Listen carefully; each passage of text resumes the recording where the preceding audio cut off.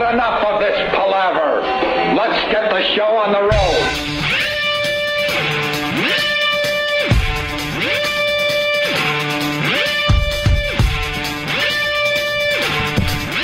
Who am I doing the show with today? Let me look around. It's me and Jimmy today. This is fun. It's like potluck. You come in here, who's going to be here today? Oh, my God. Welcome to the Opie Show, starring Jim Norton today. How are you, buddy? I'm actually good. If I slept more than 2 hours, that'd be great. I've got a bout of insomnia, but I'm all right. I'm on Twitter, and my name's Opie Radio. And the reason I mention that is because now I'm like, for the first time in a bunch of years, I'm in touch with the fans, right? And got a bunch of people saying that you just destroyed in Miami.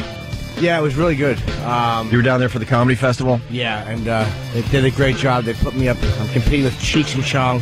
They're a block away from me. Oh, that's easy, right? Yeah, it's always nice. You know, guys that have been icons. Guys that haven't been together in over, 30 years decide to get back together. Yeah, good. That's an easy sell for you, right? Yeah, it was terrific. But the crowd that was there was Led Zeppelin getting back together the other block? Dude, you don't know how annoying it was. I'm driving to the one theater. Yeah. We passed Cheech and Chong's theater, and then we're going to mine. And all the people are walking in the direction away from the theater that I was going to, into the direction of Cheech and Chong's theater. It was heartbreaking. At first, did you think, oh, my God, this whole crowd is for me? Word got out. There's a nice buzz about me here in Miami. No, because the guy told me that's Cheech and Chong's theater. I'm like, ugh. Like, I couldn't even convince myself. Oh, boy. It was good. It was really good. Yeah, no, I got a bunch of emails from people, or whatever you call them, when you're doing the Twitter thing. Twits?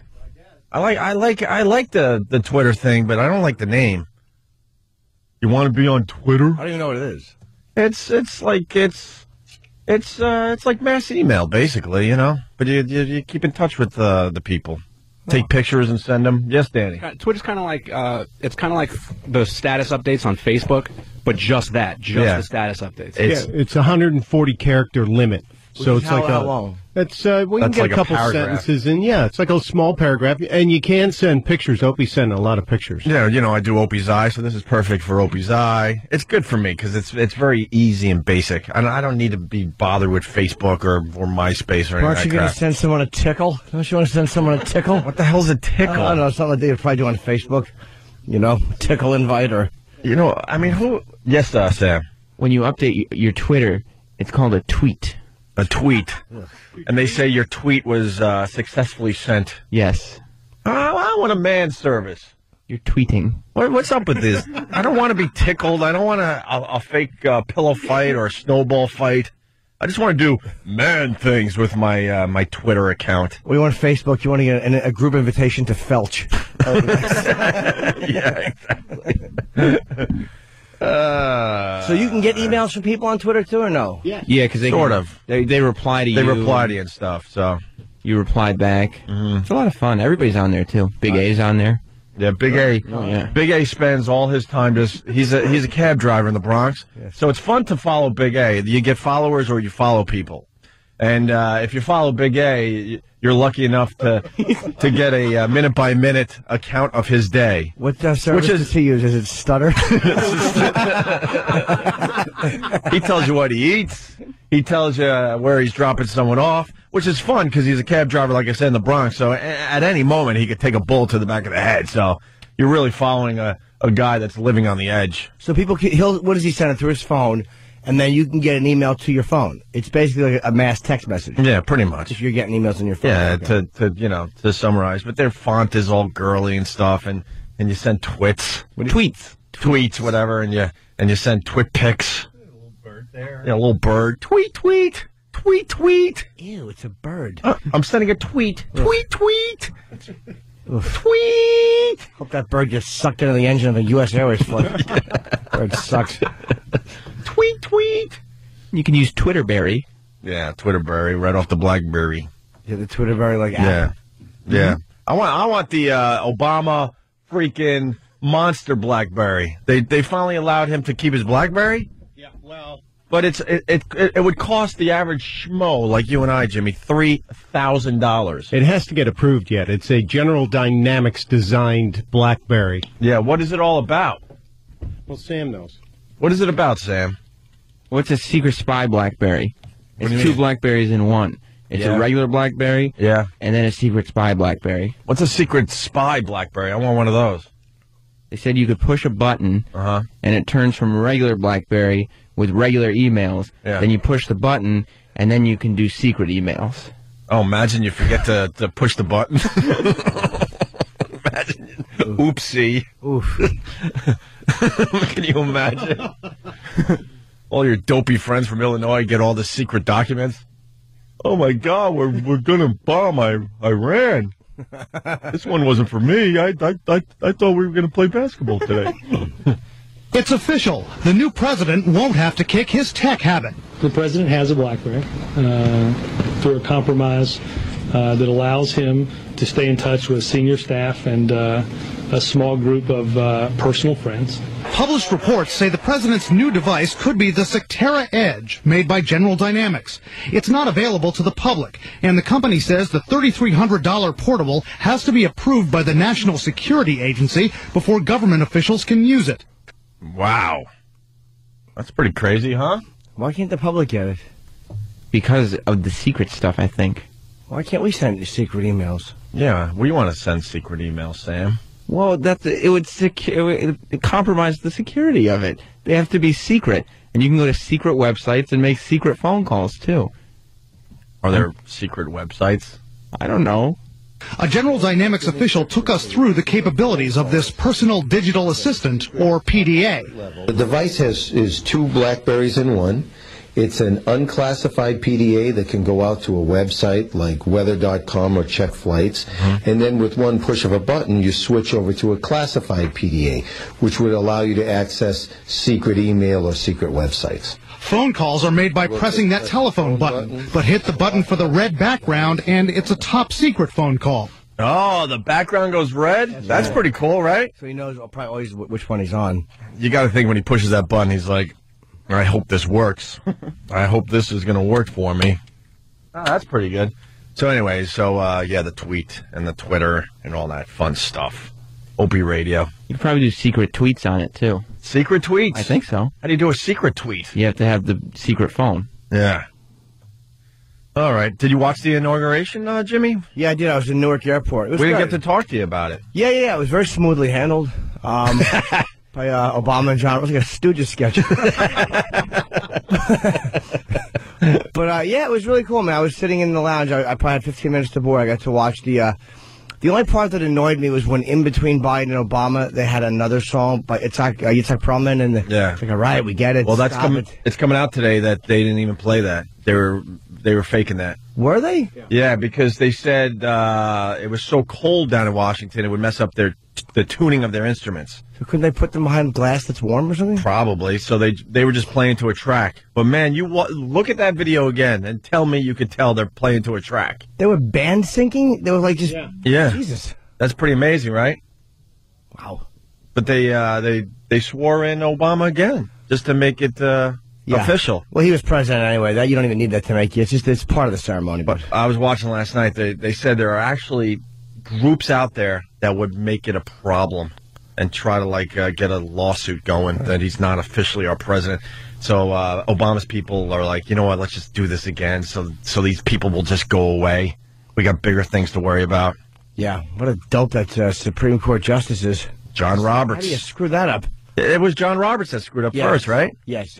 John screwed up, and then Obama, and then they just both were panicky Pete's in front of a billion people. Sometimes you got to start over. Mm-hmm. Sometimes you just got to go, you know what? Let's start over. Take two. Get a big laugh. And if they would have said, we didn't do that very well, let's do it again, everybody would have laughed, and they would have redone it, and it would have been great. Yeah. Well, he didn't bring up a cue card. Rehnquist swore in the last two presidents, and he carried a little flash card, so he had the oath right there in front of him. Oh, he didn't bring... Nope. He tried to do it from memory. Oh, really? Yeah. And he was nervous. He was swearing the first black president, and he was nervous. You know what? That sucks for Obama because, that'll be played until, there's no more humans on Earth.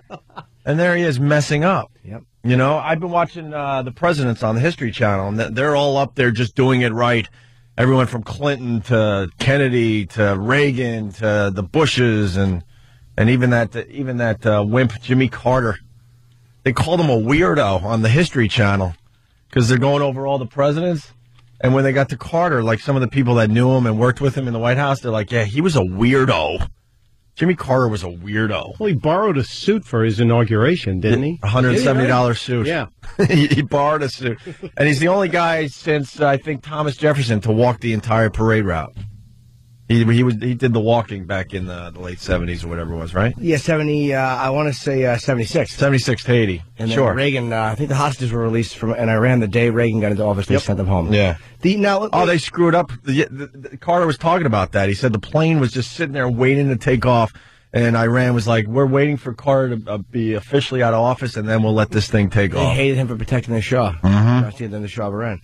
Now, Obama was more John Roberts screw up than Obama's, right? Who screwed up first? Did Obama say his name too quick or no? Well, it depends if you're a Republican or a Democrat, Jimmy. What are the ditto heads saying?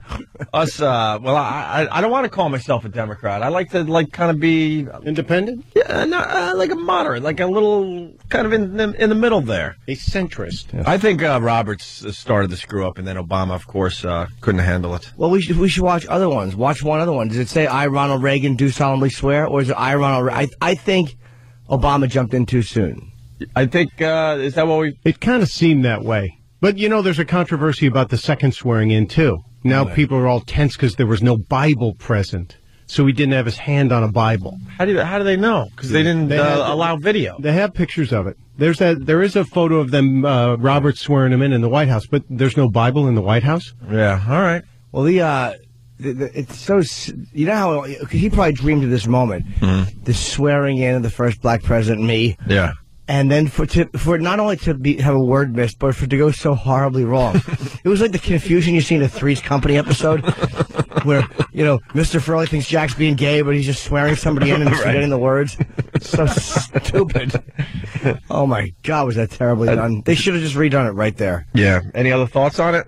No, I mean, I thought it was nice. I mean, Aretha Franklin looks good. Stevie Wonder dropped a few pounds. Look, I understand Stevie Wonder's blind and he can't calorie count, but can he not tell the difference between an apple and pound cake? Quit eating, fatso.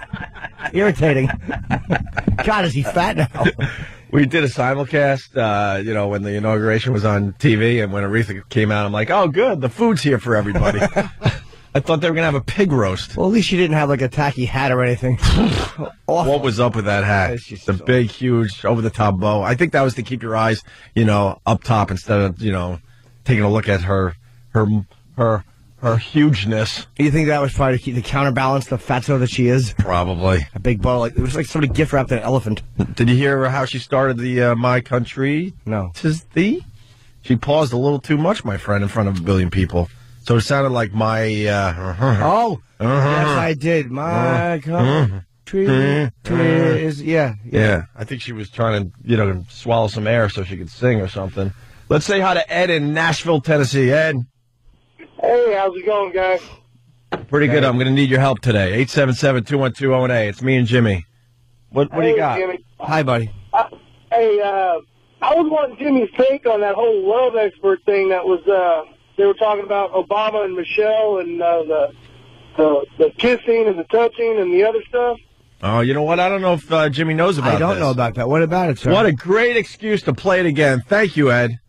Oh, you're welcome. I'm glad I could help. You just helped the show. Trust me. Yeah, I know. Oh, this is hilarious, and it's got hey, Sam, where's the original? I got to do the original, or I'm going to get in trouble. Oh, here it is. What is this stuff then? Figure out what this crap is. You noticed during the balls and stuff that the Obamas were very touchy-feely, holding hands. They do the fist pump. Yeah, they're always touching each other. Overly affectionate. Oh, right. Okay. So in Detroit, you know, the local news up there, they had a love expert on, and the love expert said this. Listen closely, Jimmy. We also need to be affectionate, and you can see that with Barack and Michelle as well. They do a lot of touching, kissing, even fisting with one another. And that is so very important because couples really need to feel like they're physically bonded to one another. This clip is rocking the internet this morning, by the way. It's great, yeah, and it was an excellent way to describe Caligula and his wife. Is that amazing? Yeah. It's called a fist pump. Yeah. You dopey broad. Yeah. And the video, I got to give him credit again, man. www.tdd.com. Whatwould-Tyler-Durden-do.com if you want to see the video. Actually, send that link to me, and I'll send that out to my followers on Twitter. There's Stunt Brain. Yep. Opie Radio on Twitter. I'm going to say that a million times today. Get my numbers up. So what we did with that, Jimmy, we had Sam do the beep game. And it sounds even worse. We also need to be affectionate, and you can see that with Barack and Michelle as well. They do a lot of even fisting. And that is so very important because couples really need to feel like they're one another. That's great. That's great. One of the best beep games we've ever done. Yeah, I have not heard that clip. Jesus. No, that's a big one. It's a fist pump. I would call that fisting. Yeah, that's when you bang knuckles, right? Yeah. Yeah, I would have said the knuckle bang or something. I would have said something stupid. I've never heard it called that. You're probably right. I would never have said fist pump, but right. I wouldn't have said what she said either.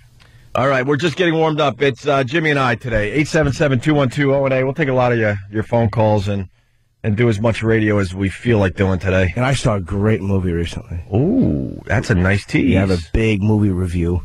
We'll do that next, okay? Because the Oscar nominations. We'll do a little movie talk next. Okay. All right, Opie and Anthony. Oh, my God, did I just lose Jimmy now? Now we're down to Opie. It's me. It's you. 877-212-08. Did I lose Jimmy? Jimmy! Help me! Wow. I'm playing your song, Jimmy. Hey! Jimmy! Oh, you scared me. I thought you left me, too. No, I'm actually... Oh, my God. Let's just say I ran out sooner than I should have. Oh, my God. Thank God I don't have anxiety problems. This would be a big anxiety day. This is your song, though, Jimmy. Come on. Oh, the War Pigs. Yes. Ooh. This is how I Sabbath playing it. Cool. This is Sabbath playing it? I'm not sure, actually. I'm not sure if Jimmy would know before but it's definitely not the album recording. No, absolutely not. It's not that. It's Faith No More. Are you? That guy's yeah. Yeah. Yeah, you wanted new rejoiners. The drummer's, I don't know how old this is, but the drummer from Faith No More plays with Ozzy on the road. Wow. They do a great job with this. Yeah. All right. Really good drummer. If it's the same drummer in this version. Sure. So you saw a movie, Jimmy, that you like? Yes. Yeah. I wanted to see Eagle Eye because I had been at the IMAX when I saw Dark Knight and they promoted Eagle Eye. And it looked like it was a pretty good. And then Travis reminded us that that's the movie Michael Chiklis was in promoting when he was in. Yeah. From The Shield. The same day we had Omar in, actually. That was the day Michael Chiklis came in. That was the day I missed. I missed the Omar. He promoted Eagle Eye. What happens is it's about a guy, Shia LaBeouf, and oh no, his phone rings. Can I just? Sure. I gotta stop you. You got me so bad. I know where you're going now. Go ahead. I'm sorry. Why? No, it was good. It was how good was it, Jimmy? I mean, tremendous. Like he goes to the bank and all of a sudden he knows he has $750,000 in the account. Nice, right? Yeah. And he walks up to his apartment and the phone rings as he's looking through all these boxes that are not his. They have like C4 in them and they're guns. And the thing says, the FBI is coming. You have 30 seconds to vacate the premises. He's like, what? Who is this? 30 seconds to vacate the premises. And then the police come and arrest him. And then you're like, what's going on? And then there's a woman somewhere getting a phone call from the same voice telling her to go down and get a car on the corner or something like that. And they meet up. And that was the movie. I hated it. That movie was so horrendous. It made me angry. I haven't gotten angry at how bad it was. And Spielberg was one of the exec producers, I think, which really annoyed me. Because the whole thing was, I'm going to give it away. The person making the phone call, it was the computer. See, in the beginning, they had been doing some strike on an Afghani or something like that, and it turns out the computer, the super defense computer, recommended that they don't do the strike because it was only a 51% probability that this was the terrorist target. So they overrode the computer to the strike, and of course, it was an innocent person, which is, a great mirror, very clever mirror to what the Bush administration was doing. Oh, is that very what they were clever social statement. And, yeah, and then it turns out it was the computer, a defense computer, and the computer was forcing people to do things that were going to kill the president, the vice president, and someone else, like to remove the government, because the computer had been sworn to protect the Constitution. It was the Hollywood stinks so bad. Their idea of making a salient point, it was basically that they had attacked this Afghani at a funeral and killed innocent people, and then the result was that there was retaliation against Americans everywhere. And so, therefore, the people who had ordered the attack on the Afghani were enemies of the state and had to be removed. Which is, of course, that stupid, bleeding heart, left-wing root cause problem. Americans bring all the problems on ourselves. The only reason we're ever attacked by terrorists is because we attacked innocent people. That's right. And they're responding. Well, of course, that's what we do, right? Yeah, we poked the hornet's nest. It's our fault again. Yeah. That movie stunk. And if Hollywood could have one original political opinion, could they have one original political idea? They play out the same way every time. You're right. You're so right. We get it. Americans are bad. We brought it on ourselves. Root cause. We're evil. They're only responding. It's just sickening. Liberals have gotten very uncreative. I mean, really uncreative. That's all I wanted to say. That movie made me sick to my stomach. Well, as soon as you said Shia LaBeouf, I'm like, come on. It has to suck. What was he? He was in Transformers, which I saw, which was average. I thought it was very overrated. But the movie's, it's about the movie, not his performance. Right. Anyone could have done his role in that movie. And what else was he in? I mean, I really don't know. I don't search out Shia LaBeouf movies myself. He was in that golf movie, I think, The Greatest Game Ever Played, I think it was called. Was that a good movie? It wasn't bad. It was long, but it wasn't bad. It was a long movie about golf? It was something from like 1913, a golf tournament. How could that Wait, be? you saw the movie and that's the best you could give us? Yeah, they delayed football or something and it came on Fox, so I caught the end of it. That's Field of Dreams he's talking about. I don't know. The father comes out of the woods and they play golf together. No idea. Oh, it was terrible. And then when I saw it's like such a monotone, one-level political opinion. Right. It's like it's hack.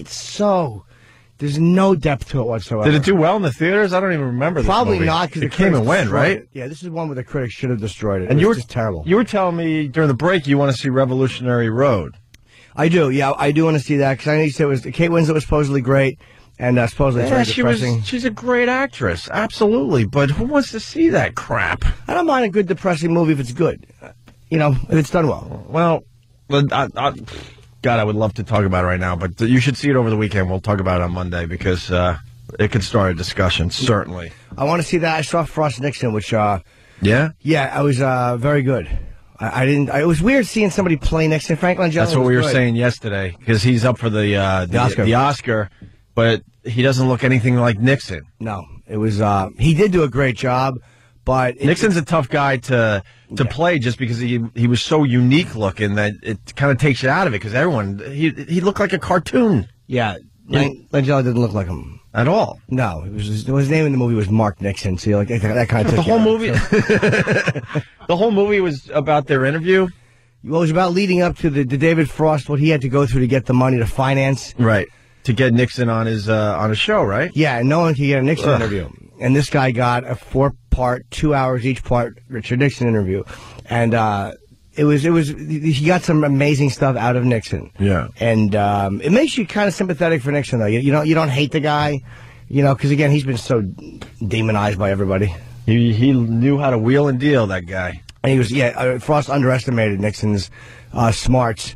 During an interview, he underestimated Nixon's ability to talk, and it's like, I mean, this was the president, and he really... They went through Nixon's years on this president's thing on the History Channel. I highly recommend you check it out if you have any interest in history and the president.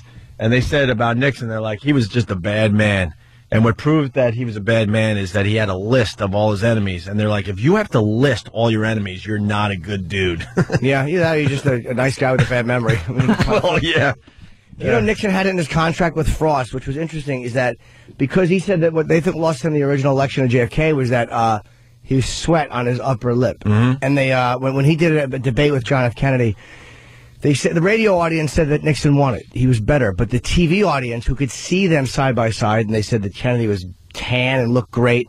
And Nixon was kind of like, sunken looking and was sweating on his upper lip. Yeah, legendary. Didn't look presidential. Not at all. He was a sweaty mess. And, Kennedy came across with that charisma and all that, and the women were swooning. Collected and calm and confident. So in his contract for this, the interview with David Frost, every time he asked him a question, Nixon had to have a second to dab his mouth with a handkerchief so he wouldn't look like he was sweating on camera. I don't know if I want to see that movie. I liked it more than I thought. I mean, you know how it turns out, but I actually liked it more than I thought. Yeah, all right. I got a legal copy of that movie Taken, but my girl doesn't like scary movies. I'm dying to see that. Well, maybe me and you then. I'd like that. I'll come over with my Taken movie, and we'll take a look at it. Maybe we'll sit there and get a couple of Snuggies. A nice big tin thing of popcorn. Just feel a couple of fat girls going over to Jimmy's. Why not? But that movie looks great. Did you see the previews for that? I did, yeah, because Patrice talked about it. It was Liam Neeson's movie, and Patrice saw it, said it's amazing. I don't know what the reviews are saying, but the previews definitely sucked me in, so I'm going to check that out. Although Patrice is tricky because he's such a smart guy, but his movie taste, he doesn't have the movie taste you think that a guy as smart as he is would have. He likes weird stuff. Well, he's black. Yeah, that's true. That definitely hurts. I mean, you could call up and back this up, but black people, they're very forgiving when it comes to their movie watching. I know that's a general statement, but that's what I've noticed over the years. Like he didn't like horrible, horrible comedies. It seems like the black community just eat up sometimes. Yeah, is that an outrageous statement? Or no, not at all. No, you look at the Black Honeymooners. Tyler Perry's movies, but they're not made for white people. They're not. They're maybe that's what's going on there black too. Dating couples, and they do really well. And he just makes his own movies and makes $50 million a film. Got a nice little a little bit of audio, very quick. Martha Stewart, the boy's working hard in the office today. Man, she had a mess up on her show the other day. Listen to this. Right, I'll do it. That's all right. That's called, it's kind of spatchcocking. Ooh, spatchcocking the chicken, okay? Is that a Dutch word? Spatchcock, I don't know what spatchcock really comes from. I should know. It's when you spatch the cock. Yes. Now, except that this is not a cock, probably. That's right. So now you can cut with your scissors.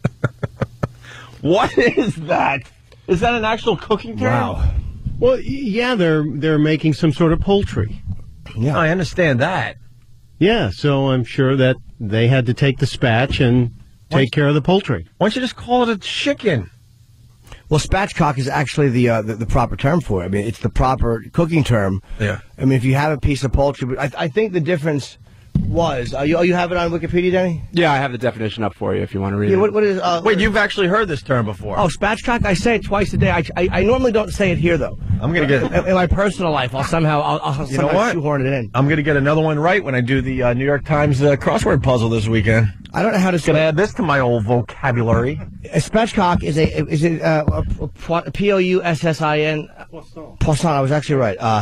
Or game bird that is prepared for roasting and broiling over a grill spit, or a bird that has been cooked after being prepared in this way.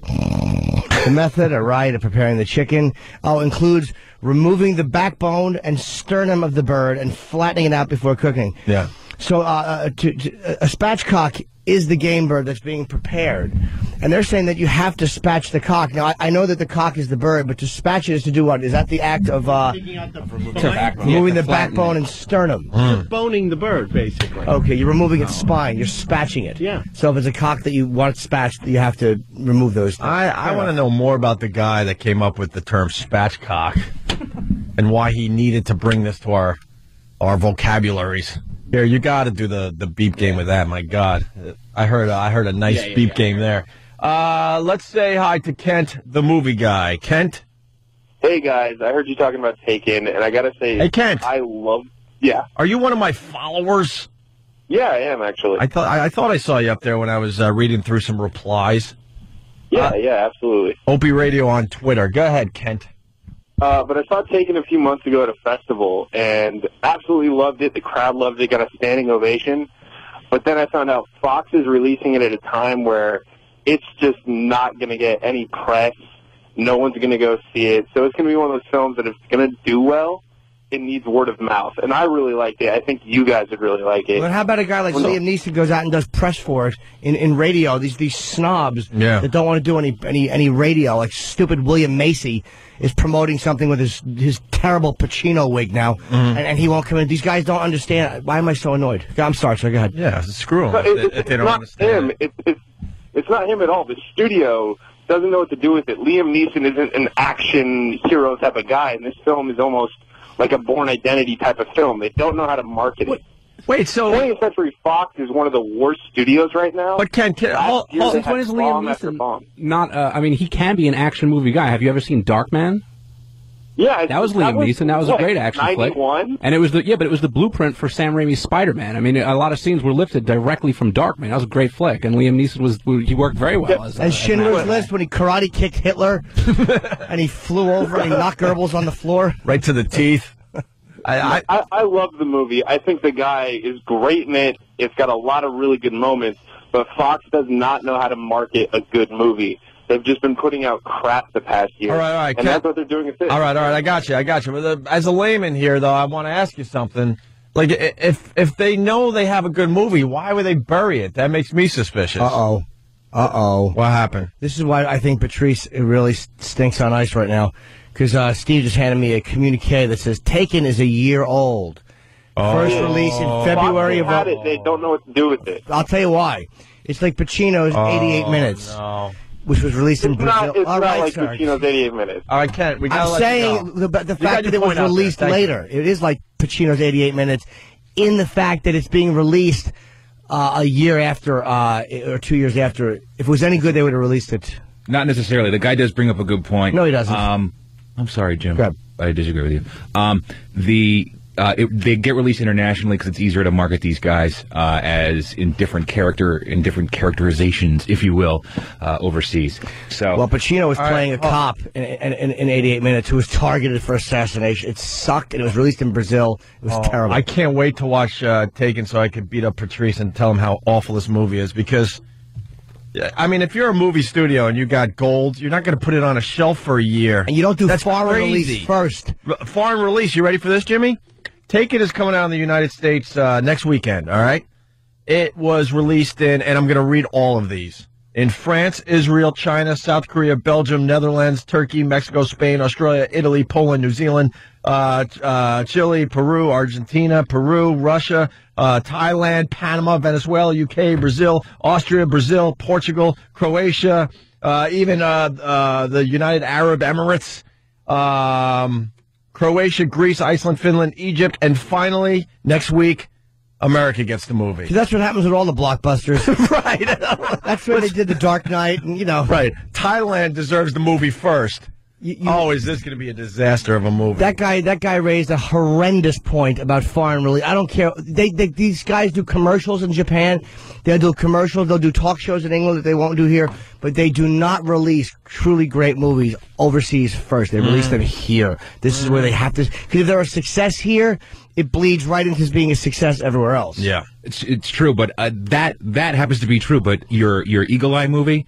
I know. I understand what a point that Mike has brought up about movies, but it cost $80 million, and so far, and it just came out on DVD. It's made $100 so far. So for a lousy movie, it's made a ton of money. And a lousy movie Wait a made a ton minute. of money. Pink Panther made a lousy money. Oh my God, Steve! Wait, hold on. He might be. What is wrong with what you? What movie are you talking about? I'm not. I see right through that crap. If a movie makes a lot of money, doesn't mean it's a good movie. No, I didn't say it was a good movie. I said he just said it was a lousy movie, but he also just said that that a foreign release is not a barometer for a successful movie. So here's a domestic release that was a piece of garbage that made a ton of money, and it'll continue to make a ton of money. Where was it released first, though? I think it was released domestically. See, it's all about what a movie like that is also. Maybe that's what they're classifying this as. But that was like a big action type, and maybe this is too, but Liam Neeson's a little more legit. I just named at least 20 countries, and I mean, if it's an American movie starring Liam Neeson, you would think they would be very excited and get it out in the States immediately. Because 88 Minutes was released in Brazil. It was horrendous. It might even be a 2-year war. I went to see it just because it looked so bad. Yeah. And it was 2 years old. 2 years. Al Pacino had a bad year. He's had a bad decade. He's been awful for 10 years. Especially this past year. He had 2 tremendous bombs. And he's getting some Razzies, right? Oh, yeah. I want to get me the Razzies list. Everyone's talking about the Oscar list. Who cares? I like the Razzies, which is like awards for worst movies, worst actor of the year, all that crap. So I'm glad Downey Jr. got a Best Supporting Actor role nomination. Is he up against Heath Ledger? Yes. Yeah, they're going to give it to Heath. I hope they do, actually. I liked him better. But then again... But you know what? Hollywood might be too cool for the room and go, yeah, you were expecting this, so guess what? We're going to give it to this guy instead. Robert Downey Jr. was good, man. He was damn good. Damn good in that. I hate the way they took the makeup off at the end, though. You know, it was probably Downey Jr.'s thing, just say it in the very last, at the award. He never should have taken his makeup off. Mm-hmm. Never. Where are we going? All right, let's get Malik on, because I made an outrageous statement there about black people and their movie watching. Malik, what do you got? Yeah, it was good. It was good, fellas. How y'all? All right, man. Hey, yo, man, listen, man. Yo, we don't got different tastes in movies when it comes to, like, real good movies, because, yo, the black community thought Soul Plane sucked, too. Even when you guys had Dale Hughley on your show, he knew the movie sucked. We knew that movie sucked. Which movie? Soul Plane. Oh, Soul Plane. Was DL plugging? My buddy starred in that, Kevin Hart. And was DL plugging that?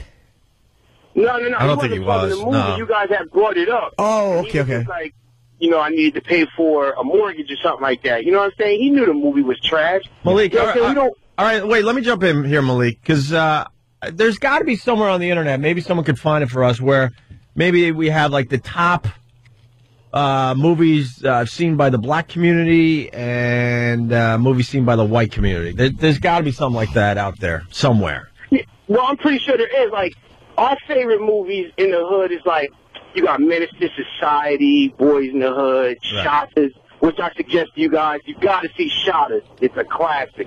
Yep. You know, you got movies like that, but I'm pretty sure, you know, you guys haven't never heard of. You Boys in the Hood? Boys in the Hood was fantastic. That was Ice Cube was actually very good in that. And Cuba Gooding Jr. and Larry Fishburne. Yeah, it was great. It was a great movie. Yeah, absolutely. Hey, Malik, let's go easy here. What was your favorite comedy of all time? I'm going to say Richard Pryor's stand-up. No. I know that was a concert film, but I'm talking about like a funny movie. Movie, not stand-up. Because I can't argue that point with you, actually. That was brilliant. Coming to America. Coming to America is a good one. It's a goddamn funny movie. See, I still go with Caddyshack myself. Love the Caddyshack. And you know what? Caddyshack isn't a favorite of mine. Like, I can't get into that. Well, I was a caddy for way too many years. So, I mean, I get a lot of the inside jokes, too. There's a lot of inside stuff there. But, right there, Coming to America, Caddyshack. You know what I mean? Yeah, but everybody thinks... when did Coming to America come out? Like in the 80s? 88. I would guess late 80s, sure. 88. And I can still watch... I've seen that movie over 20 times. And I can watch it like it just came out and still laugh. Now, I'll tell you another funny movie. Mm-hmm. Jimmy, you're going to disagree with me on this one. Ben Stiller, what was the Something Along about... Came Polly? What's that? The Along Came Polly movie? I didn't see that. That was, I liked that movie, sure. I didn't mind that one at all. I thought Something About Mary was funny. Something About Mary. Yeah, that was funny. It was really Along funny. Came Polly had some okay scenes, but, Something About Mary was amazing. Yeah, see, and the black community finds that movie hilarious. So we have similarities, you know what I'm saying? And like action movies. Like, have you guys ever heard of Itchy the Killer? No. Get that movie. Itchy the Killer is a beast. You got to watch that movie. Starring who? It's one of those foreign Japanese movies, but okay. All right, I'm gonna check it out. You know what? I'm gonna see Coming to America this weekend. I probably haven't seen that movie in easily 10 years. That's a great comedy, man. Because I can't be part of this discussion because I don't remember the movie that well. Bro, as soon as you see it, you're going to remember everything because it's so hilarious. It got so many funny parts in it. Right. King Jeffrey Jaffa. Sure. You know what I'm saying? Everything is funny in that movie. It was just a good comedy. It was, you want to see, all right, you want great action movies? Here's what you got to get.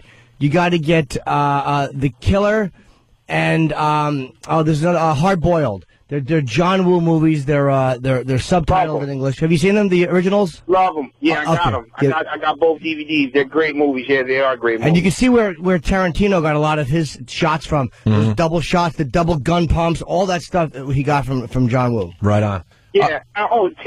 Taken was a good movie, bro. I don't think Liam Neeson. Let me tell you something. He's not. I wouldn't consider him like a big star, like a Brad Pitt. So maybe that's why it didn't get the reviews that it's getting overseas. But Taken, Patrice nailed it, bro. I think it's the things that he do in the movie that's just so. It's so left field that it makes it a good movie, man. All right, Malik, I got a copy of that. I'm going to check that out this weekend, and I'll talk about it on Monday. But another observation, you black people know how to get your movies ahead of time. Listen, man, whatever movie y'all want, I got it a month before. I know you do. To the theater. Look, I know Whitey does okay finding these movies, but, man, we can learn a thing or two from you guys. Every black friend of mine talks about movies that are, like, not coming out for months. Every black Patrice. I got a few others. I got a couple more out there. I got Malik. All right, Malik, thank you. All right, but you guys got to pick up Shottas. Shottas. Right on. Shottas. It's a Jamaican movie. You love it. Shottas. All right, man. Thank you. All right, fellas. Peace. Have a You good got weekend. it. See you, mate. Too. All right, Sam is coming in, but, we do have to take a break, so this is what I'm going to do. I'm going to recommend a good comedy real quick. There you go. Used Cars. Oh, Kurt Russell was in it. Jack. And Jack Warden, of course. And one of my favorite comic actors, Frank McRae. He's a black comic actor. He played Eddie Murphy's sergeant in 48 Hours. That guy who just came in screaming, that black dude. He is hilarious. And Great movie. yeah, it's great. It's a very funny movie. I'm going to be busy. Yeah, Used Cars, Coming to America, and Taken. Yeah. I got 3 to see now. This clip we just played about 15 minutes ago. Listen again. Right, I'll do it. That's all right. That's called, it's going to spatchcocking. Ooh. Spatchcocking the chicken, okay? Is that a Dutch word? Spatchcock, I don't know what spatchcock really comes from. I should know. It's when you spatch the cock. Yes. Now, except that this is not a cock, Okay, probably. that's right. So now you can cut with your scissors. Oh my Right, God. I'll do it. Oh my God, these wow, I wish I could say what I want to say. All right, after the break, Sam took that audio and threw a few bleeps in it, beeps, whatever. One. Just one? You went with one? Yeah, one beep. Wow, you're brave. All right, we'll see how that turns out after. Nah, you know what? Why don't we just do it? Why make these guys wait? That's healthy when you have to punch things to make them work around here. Yeah, no. It's like being in a bad marriage. All right, that same clip with just one beep. Just one beep. Sam feeling very confident today. Right, I'll do it. That's all right. That's called, it's going to spatchcocking. Ooh. Okay. Is that a Dutch word? Spatchcock, I don't know what spatchcock really comes from. I should know. It's when you the cock. Yes. Now. There you go. But I couldn't hear. There's a beep. That was good. Very nice. Sam sometimes knows when to lay low. Just throw a beep in. Done. All right. Well, we got a shame. Was this an official shame on you segment? It was an official shame segment. What's a shame segment? It's like shame on you, but I think it's on Fox now, so they had to change it to shame. Oh, really? Oh, they took the off the on you and then just put an extra shame in. Yeah. Well, who's going anywhere? Listen to this. Shame. They did a piece on a bakery. Yes. After the break, we learn about this bakery that has, don't drive off the road, drunken Negro face cookies. Yes. Oh, my God. Drunken Negro? That's what they call them, Wow. too. Drunken Negro face cookies. They're not going to shut down Kumia's Bakery, are they? It's my favorite place to get my holiday cakes. Maybe that's where he is today, yeah. Dealing with some problems. Controversy. Yeah. It's Opie and Jimmy today. Opie and Jimmy today. We're going to turn the name of the show into Potluck. That'll be fun for you guys, the listeners. You tune in and you see who's doing the show on any given day. Can I announce something, Opie? Because I forgot to mention it. Sure, Jim. February 5th through 8th, I'll be performing here in New York at Caroline's. Wow, really? Yeah. Very cool. February 5th through 8th. And I also have a very, very cool show announcement for, let's just say, maybe a different market than New York, but I can't announce it yet. But I have a very, very cool one coming up. Stand up? Yes. L.A.? No. Allentown? Oh, you did Allentown. Yeah, well, Allentown is obviously. It was going with the small town joke. I should have went like Des Moines or something. No, Des Moines is kind of hard to get booked there because everybody's going through there this time of year. January in Des Moines. I mean, if you don't know that that's the comedy mecca, what else is there? You use that to kind of warm up for Vegas festivals, all that stuff. It's called January in Des Moines. It's a big festival. Right. A lot of people show up. It's big. So basically, you're S if you don't get booked in Des Moines in January. You don't get booked in January in Des Moines. I mean, you know, because right now they're doing Seinfeld and Dane are doing the Monday shows. I mean, it's very hard to get booked for the weekend. Ellen's got the Tuesday shows. God bless you guys. I don't know how you do it. I don't know how you do it. You know what though? Like Miami sucked because it's a cool place, but it was cold. Yeah. You know, a lot of people would say, "Oh, that I went down there and I brought the weather from New York with me." A little joke I told. And I had a beachfront suite. Yeah. That I could not go on the balcony because it was 25 degrees. No. It was freezing in Miami. Were you in South Beach? Yeah, I was in SOBE, as it's listed on Craigslist. Get any? No, I did not, because because the chick that I was having problems with, I'm talking with again, but I didn't want to go out and do something because I know it'd be hard to look in her face if I did it. Like, so I didn't do anything. So you're being a good boy. Yeah, I have been for a while.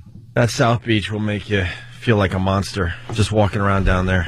Oh my God! You feel like a genetic disaster when you walk the streets of South Beach. Yeah, I feel that way when I'm in Buffalo, New York.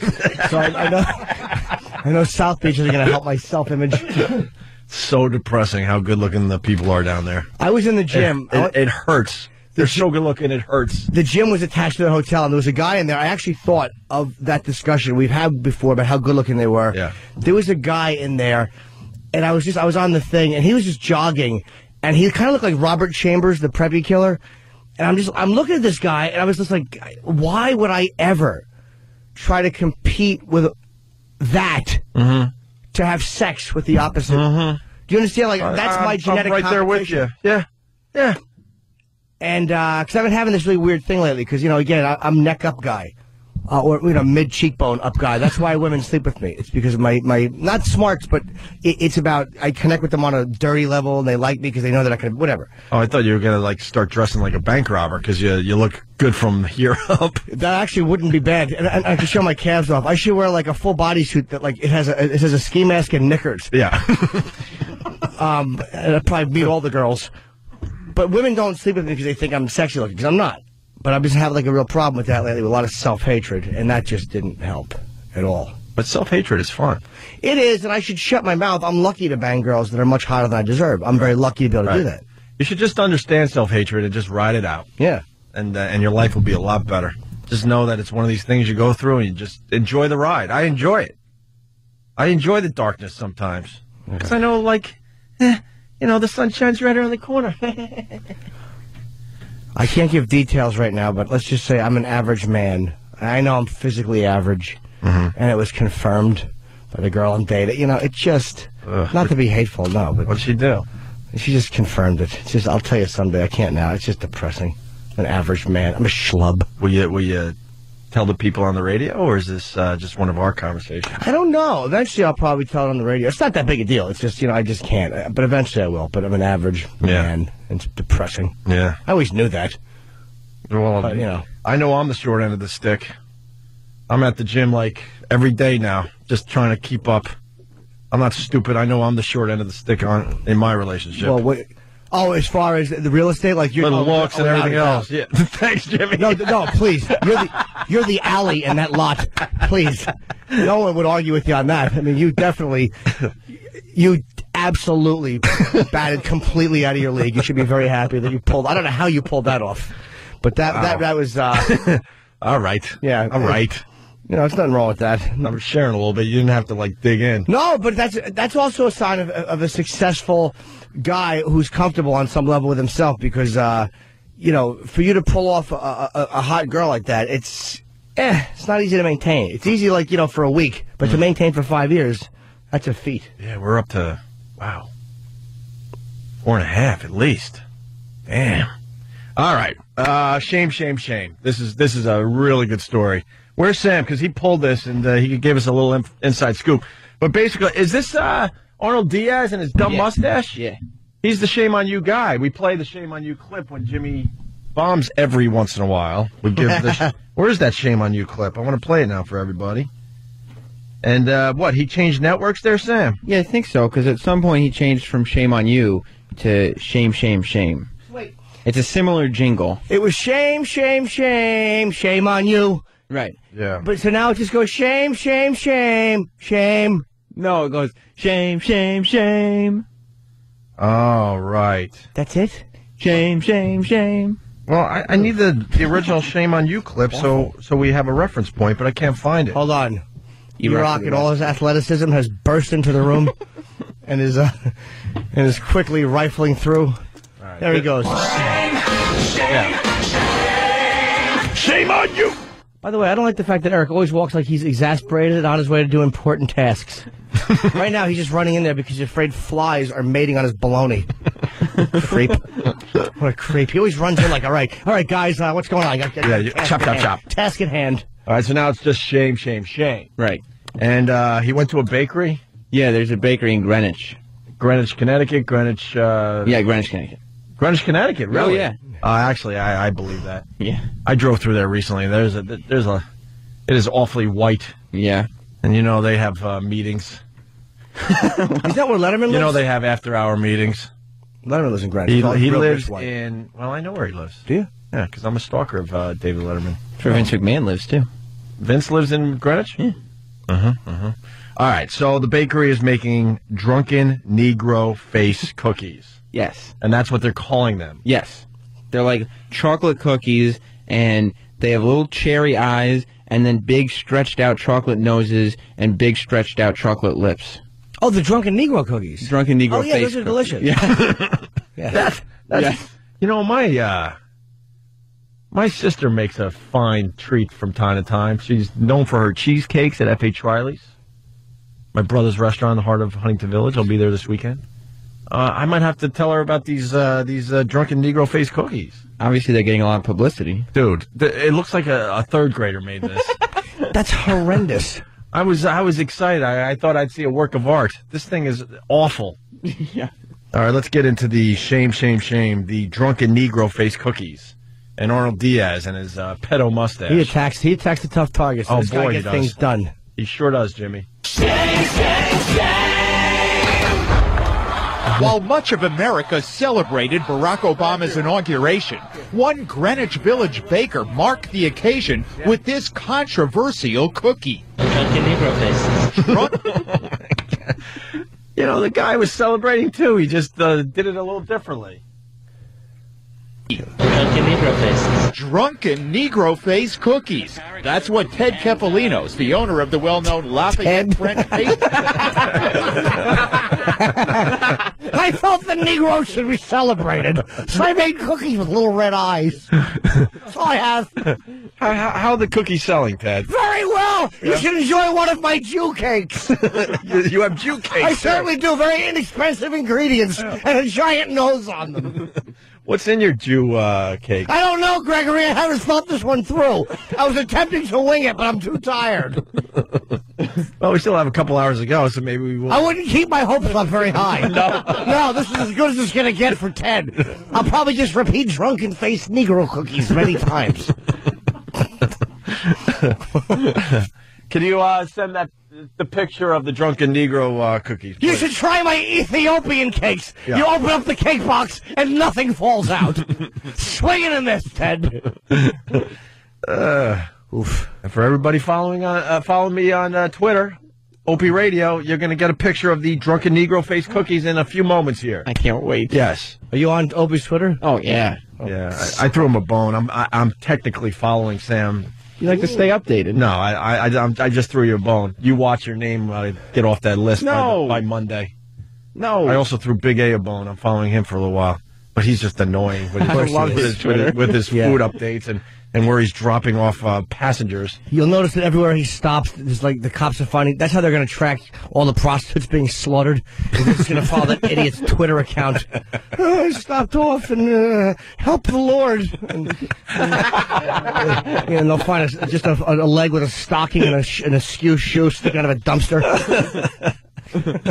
Oh, is he a ghoul? He really is. I have a picture of him when I was doing my book signing, and he would come with a megaphone, and he was wearing a tuxedo. I was there, and Jimmy. He's just a disaster. It was hilarious. He's just a mess. It was hilarious. All right, Drunken Negro face cookies. The owner of the well-known Lafayette French pastry shop calls his inaugural creation. He said to me, would you like some drunken Negro heads to go with your coffee? I didn't know what to say, and then he continued to say they're in honor of our new president. He then continued on to say he's following the same path as Abraham Lincoln. He will get his. Wow. What a dope. Wow, they always say, bad publicity is good for you. Any type of publicity is good. I don't know in this case. What an idiot! Like I don't mind a good drunken faced Negro cookie. Goes nicely with certain beverages. Yeah, white wine. Yeah. But what are you doing with assassination references while you're selling drunken black cookies on Black President Inauguration Day? What a dope! What a dope is right, Jimmy. Here we go. In Style magazine mentioned Lafayette Bakery as a celebrity favorite. Its cakes have reportedly been used on Sex and the City and in a Spike Lee film. As for his inaugural cookies, the baker says, I call them drunken Negro heads. What's the problem with that? And on Tuesday, he says he temporarily changed the name. It was the inauguration, so I thought it would be cool to say it Obama heads. Obama heads. I just changed it for the day. This is the dumbest business owner I've ever heard about. He's trying to be, I'm the guy who will say anything like, hey, I don't follow convention. Right. But it's like, what do you expect to happen when you have, it's not like it looks like Obama, or it doesn't even look like a black guy. It looks like Mr. Potato Head if he had Down syndrome. Yeah. It's just a black thing with like big lips. It doesn't even look like a person. He didn't even try. That's awful. It's a drunken Negro face. Cookie. Called the baker now defends his Lincoln comment. What do you mean he's going to get his like Lincoln did? Theater tickets. Oh, wow. This guy is in deep trouble. Yeah, or maybe he has a big tall hat. This guy's going to get a little visit. Yeah. He denies using the N-word or wishing for President Obama the same fate as Lincoln. Lincoln, I think, was from Illinois, right? Right. Okay, so there you go. He was following the footsteps of Lincoln.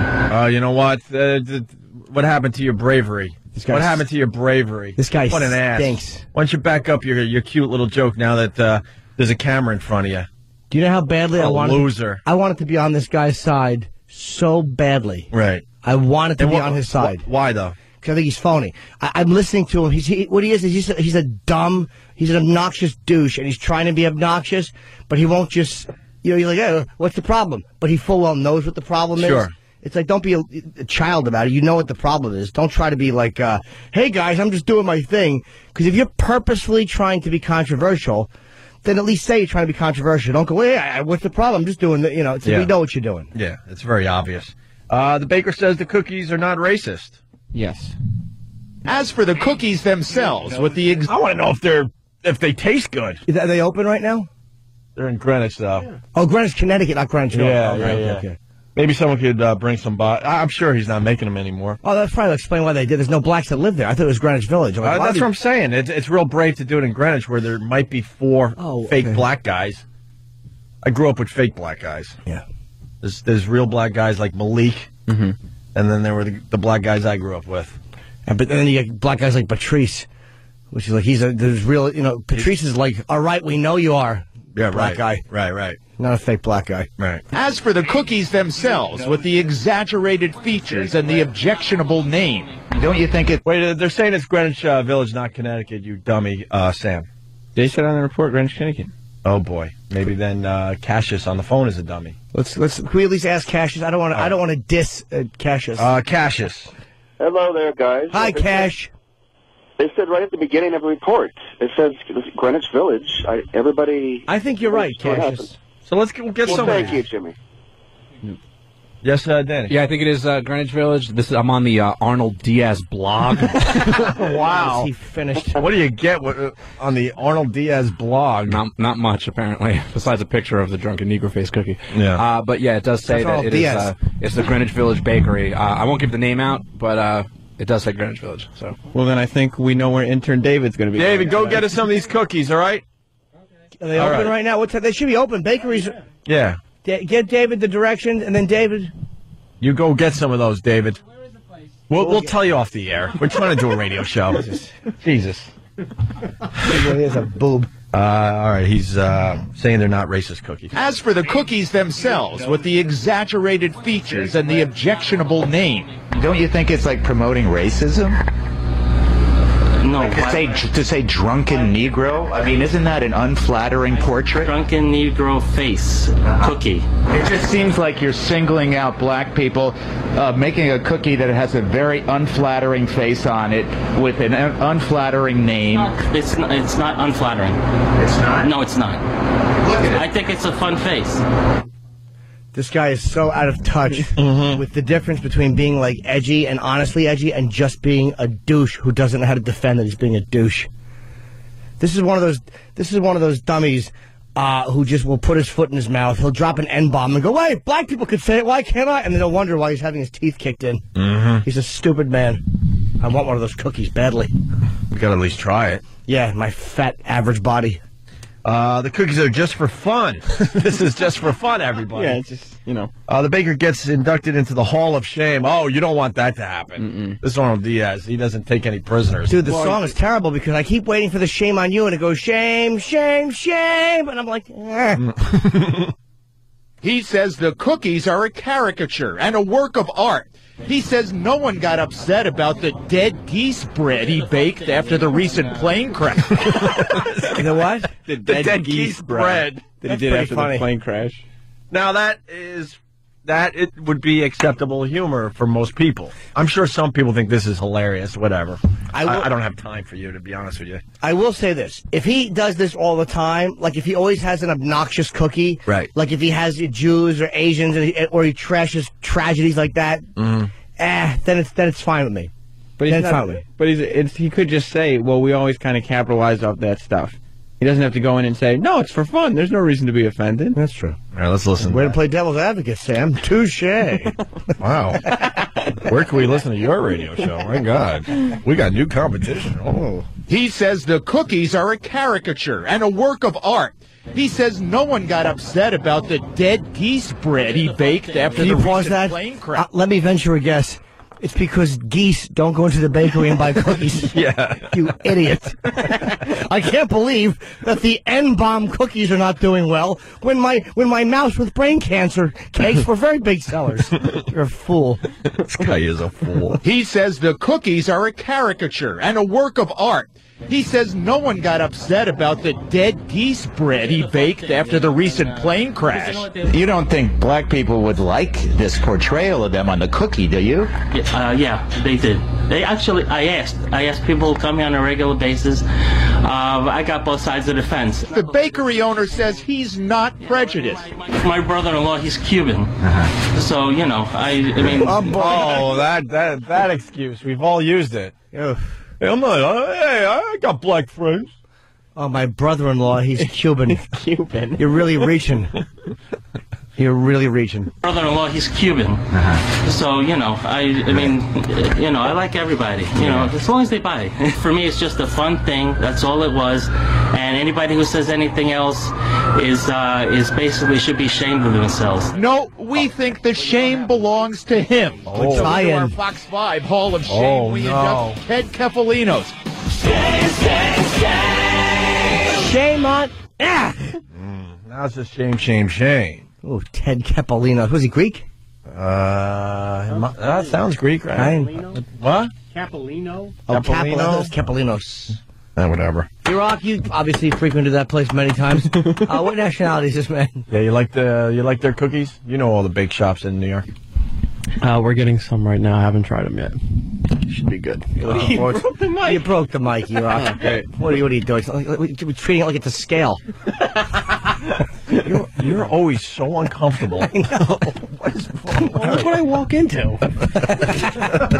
I'll just sit and make myself at home. You know, I am impressed, though. You've come a long way.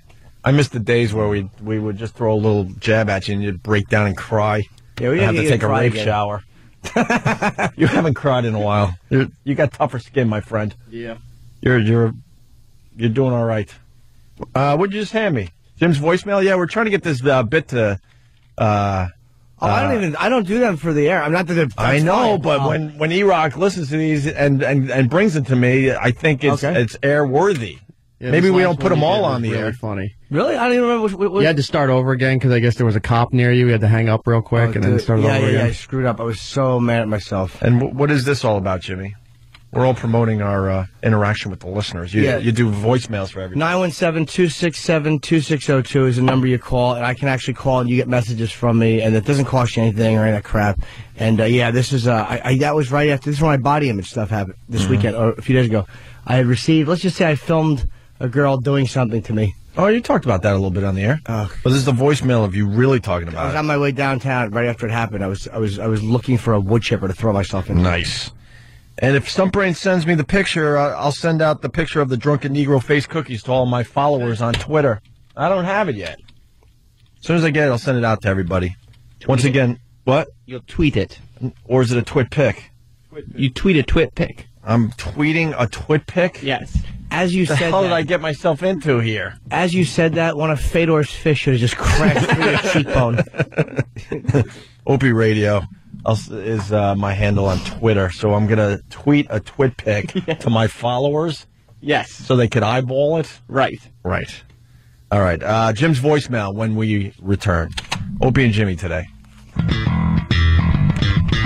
You're checking out Opie and Jimmy today.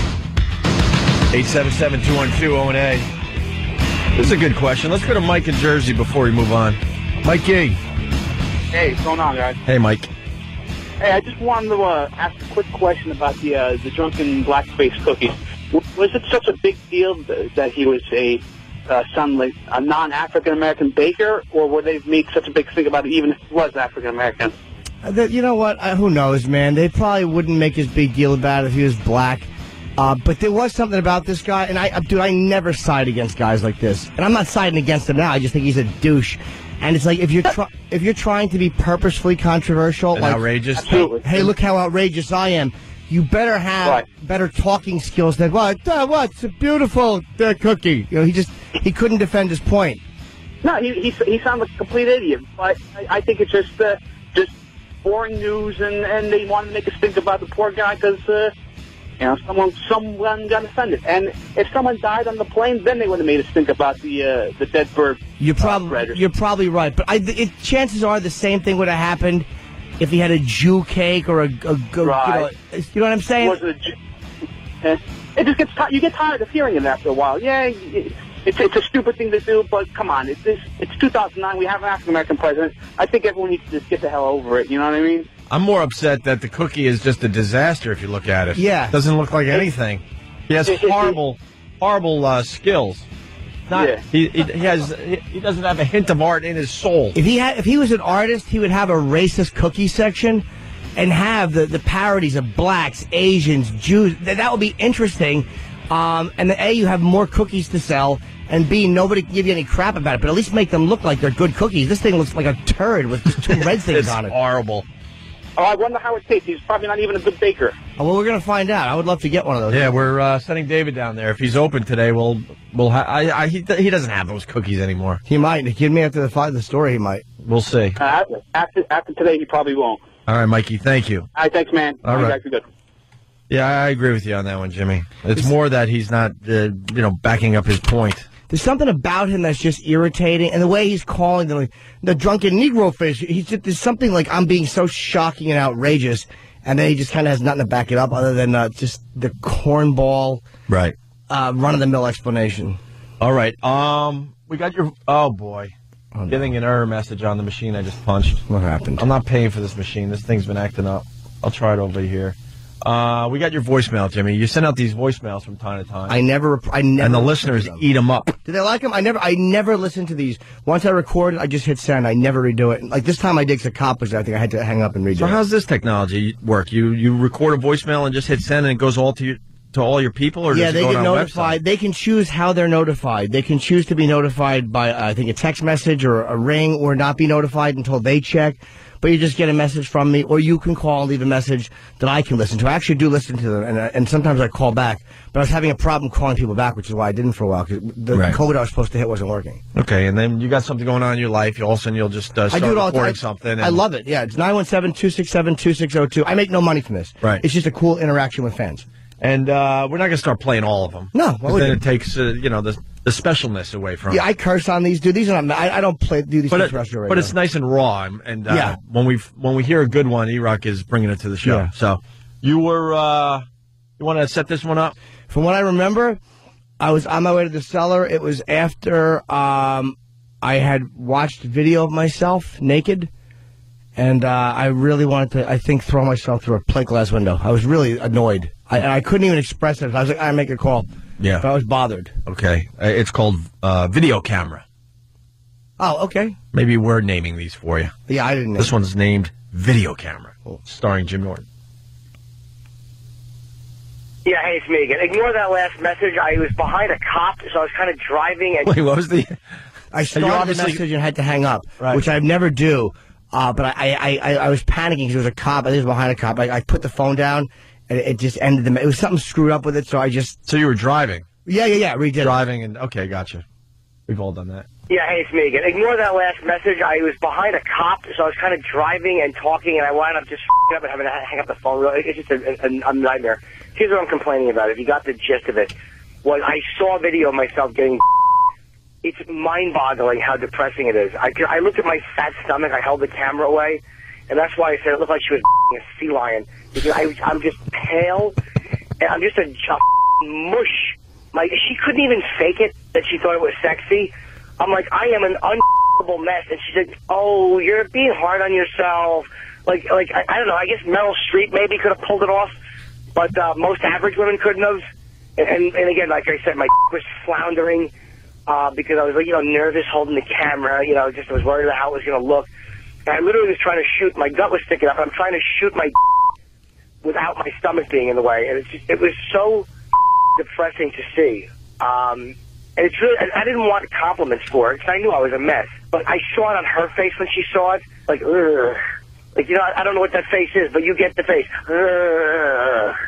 Like, I don't know, maybe when you realize that you're something that is, I don't know, lives in the Pacific Ocean. Maybe that's the face you make. But I was truly embarrassed. And now I'm driving looking for a parking spot, so I can't really get my point across here either. But then I guess I did get my point across. What else can I possibly say? I have a giant pale fish body and a that works well when I'm alone in a room watching porn. God forbid there's an ounce of pressure with a video camera. It just kind of falls apart. All right, well, this is my awful message, and I apologize for that first floundering one, but I was afraid of getting a ticket. Ugh. Oh, you're being hard on yourself. We both knew I wasn't being hard on myself. Hey, die, fat pig. That would have been being a little hard on myself. Like, if I would have stabbed myself in the stomach and said, I die, fat pig, that's a little hard on myself. Not even very hard on myself, but a little hard on myself. And then I haven't slept, so I'm just kind of wiped out. But I'm really, kind of punch drunk right now, so blah, blah, blah, blah. I should have ended this 3 minutes ago. God, Jimmy, you're talking to yourself. It's exactly what it is. It's like the type of message you would leave somebody. I really do. And it's like I never re-listen to them. You can't. It's just got to be what you're thinking in the moment and you send it. But I remember that moment. I was so bothered. And she's trying to say no. I forgot about that till I just heard it. And you could tell that she was just trying to be nice, and she's no Meryl Streep with her acting. Dude, when you say to yourself, like literally we're watching it, and I grabbed her face and held her eyes. I'm like, you can't look at that. And I think I said something like, how do you, me? And she's like, oh, you're being hard on yourself. It was like she knew she had to say something, but what she wanted to say is, I don't know how I do. Well, because women are not as visual as men. Yeah, that's what we tell ourselves. But right. they do have like little pads on their fingers, which give them the sense of touch. You know, so they still understand when there's a giant pale eel in the sack with them. Really creepy, man. All I right. was so depressed when I saw that. Let's say hi to Josh in Ohio. Josh. How you guys doing? Pretty good, Josh. Good evening. I actually, the most mediocre part of my life when a girl looked at me and said if I was 5'4", I'd be well endowed. I'm 5'11". I've never understood that comment. Or my greatest one is, what I lacked in length, I make up in girth. I still love that woman. She was so honest. Well, what was the length? I did. Give me a number. Barely past the belly. Wow. So what would you say the length was? Let's just say a number. 6? Sure. No. No. 4.5. Tops. I barely could get atop of the thumb knuckle there. Pretty much. All right. Well, thanks. Honestly, you gotta love it. On our genital awfulness. Yeah, no kidding. All right. And are you with this woman still? I don't know yet. I mean, we're hanging right. and talking again. I'm just my self-esteem, my low self-esteem, really is sabotaging me. Thank God for therapy. But she's helpful. She catches me out there when I'm doing a lot of crap that's self-destructive. Right. She's like, you're afraid to be loved. I'm like, ugh, why did you have to say that? She's right, though. Like, I know she's right. Like, this time, I told her, like, I'm a combination of, like, a really accurate, like, perceptive guy and a mental case. Like, I can see things, but I always make them more than they are. Like, it all goes back to that. My greatest fear of the girl is being the last one to know. Mm-hmm. Like, to think that she's sexually attracted to me or to think that she likes me and then realize I've just been this mocked little boy. The whole time she was just using you and having sex with the entire neighborhood. Or... That's your nightmare, right? Or pretending to enjoy it. Pretending to like me. I finally feel good about myself physically, and then all of a sudden realizing, no, I didn't. Right. You're what you thought you were. Why don't you want to be loved, Jimmy? That's like most of us. Low self-esteem. Like anybody. Sure. Yeah. I don't get this. But I'll let him bomb. Jared, Boston, how are you? Oh, Christ, I'm punching out now with that comment. Well, what was it, Jared? You might as well say it now. Jesus. You know what? Touche, Jared. You got me right back. What was he going to say? Let him have his moment. That was funny. All right, we're going to take a break and get into some other stuff. We got David heading down to that bakery. Yes. To get the, what are they called again? The Drunken Face Negro cookies or Drunken Negro Face cookies? Yeah, something like that. And we're going to go to the FU line right now to see what everyone else is bitching about. You just heard Jimmy's bitch. We got a phone number that you could call and bitch about stuff as well. All right? It's the FU line on the Opie and Anthony show starring Jim Norton today. Thanks for calling the Opie and Anthony FU line. Here's the latest batch of FUs. You have 9 new voice messages. First voice message. I want to give a big fuck you to all the fucking people that I work with. Everybody else got fucking overtime tonight but me. I got fucked. Next message. Yeah, I'd like to give a big FU coming straight out of the San Francisco Bay Area to all my fucking coworkers, you bald-headed bastards. Give me a raise. Next message. Hey, this is Victoria from Georgia. I want to send out a big fuck you to the bitch that copied my debit card and drained my bank account. Fuck you. Next message. Yeah, this is a big old fuck you to birthdays. Birthdays fucking suck when you're alone, man. I hate birthdays. I wish we didn't have a goddamn birthday. So fuck you to birthdays. Next message. Yeah, I'd like to give a big fuck you to my job and all of the stupid consultants that come in and every day and make my life a miserable hell. Fuck you. Next message. Yes, I'd like to say fuck you to Ken.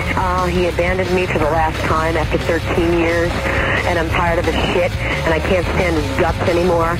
And I just want him to know, fuck you, Ken. Next message. Yeah, I'd like to give a congressional fuck you to everybody who decided to come last minute down to D.C. and just fuck my commute up. Go find something else to do, assholes. Fuck you. Next message. I want to give a big F-U to my ex-husband, John. Thanks a lot for ditching your kid. He's been screwed up since you left. I hope you're happy with your new bitch. Next message. I'd like to give a big F-U out to my fucking mom, who decided not to pick me up today. Now I gotta walk 8 miles in the fucking snow, jackass. End of new messages. Call the Opie and Anthony FU line. 866-FU line 1. That's 866-FU line 1. Thank you and goodbye. It's Friday. Nice. 877-212-ONA. It's myself and Jimmy today.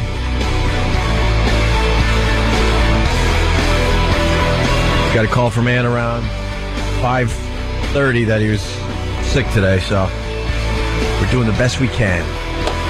What are you doing this weekend, Jimmy? I'm just hanging out in town. I want to watch the Fedor fight Saturday night. I can't wait to see that. Arlovsky, it's 9 o'clock, I think, is... MMA for you newbies out for there. Affliction. And it's actually a really great card. Yeah. And but it's being headlined by Fedor Arlovsky, and I'm rooting very heavily for Fedor to win. There was an article about him in the LA Times. He's getting a lot of recognition here in the States, which is cool. He's blown up. Yeah, he really is. I mean, YouTube has helped mixed martial arts a lot. Like, that's how you go watch Liddell's old fights or Rampage or anybody that's fighting. They should not be territorial about their clips. They should leave the UFC, MMA stuff, and the Affliction stuff on YouTube, because that's how you go and start to like these. Oh, of course. But they're not big enough for them to start messing with that crap. Right, it's not like NFL footage. The NFL. Super Bowl, any interest? I would like to see the Cardinals win. So would I. They haven't won in so many years. Yeah. It'd be a nice story for Kurt Warner, right? Yeah, him and his stupid wife. I don't care about him. I do want to see them win, though. And I guess it's a slow news day because the news programs here in New York, Kurt Warner is going to be appearing on The Biggest Loser. And they're like, oh, no. Oh, God, that's not good for him, considering he's going to be in the Super Bowl, and he's appearing on The Biggest Loser. Oh, boy, is there a Kurt? Blah, blah, blah, blah, blah, blah, blah.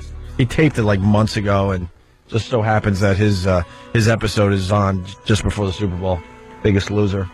So they did it on purpose. Probably. That's a good point, too. They probably structured it that way. Well, Jimmy, we got a problem with peanuts. Oh, no. And peanut butter. I love peanut butter. Who doesn't, Ope? Every boy does. A better way to make friends with the neighborhood pooch. Would you ever do that? What do you mean? You have? Who hasn't? You don't get any dogs with jelly. You get marsupials. Is Ted working on his bakery bit? He certainly is not. Okay. Is Ted tired today? Ted is very tired. Ted doesn't say tired. Ted goes, I'm tuckered out, Gregory. Yeah. He's tuckered out. I'm starting to think you might have a multiple personalities disorder. I do talk to myself in different characters when I'm home. Do you really? Yeah, I really should be executed.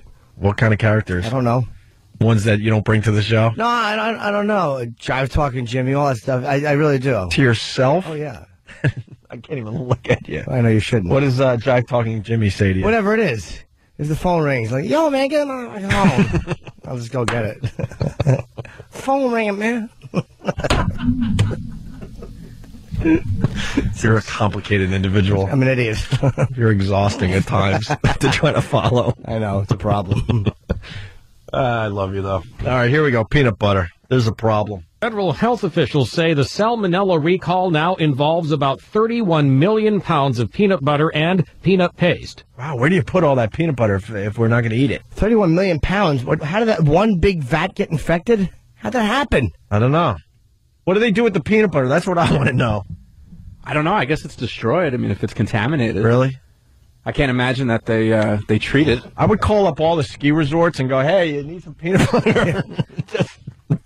just obnoxiously put it on one of their ski runs. But wait, let me ask you, the peanut butter, now if salmonella couldn't be in 31 million pounds, if you just scooped off a spoonful and ate it, would you get salmonella? Does something like that permeate every single cell in 31 million pounds? No, I don't think so. They're just playing it safe. Yeah, I think that's what they're doing. I mean, I think there have been a few reports, and I think that's exactly what they're doing, is playing it safe by just taking a whole lot of peanut butter related and peanut butter related products off the shelves just to be on the safe side. What would you do with all this peanut butter, Jimmy?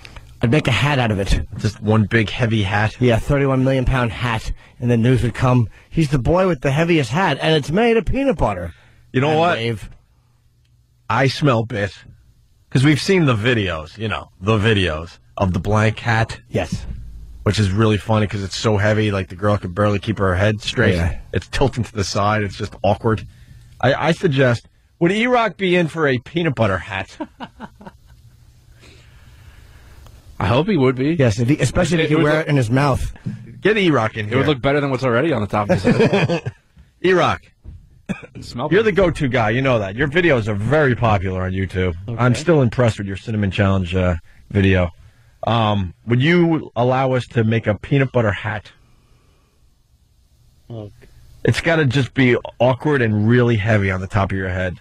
Peanut butter. It has to be the chunky peanut butter, too. Yeah, chunky peanut butter. That's it. It's just peanut butter. Yeah, that's it. But we're going to keep piling it on until it just feels uncomfortable and heavy. All right. Do we have time to do it today? Maybe not. Well, I mean, if we hustle, I'm sure we could scrounge up some chunky peanut butter. All right. If we have to do it today, yeah. Well, you know, it would save the show. All right. You know. I mean, we're doing a fine job, but, you know, we could use the big bit that everyone's talking about all weekend long. Like, you hear Opie and Anthony, freaking E-Rock did a peanut butter hat. That's crazy. I can muster up my optimism, but I can't see that being the chatter.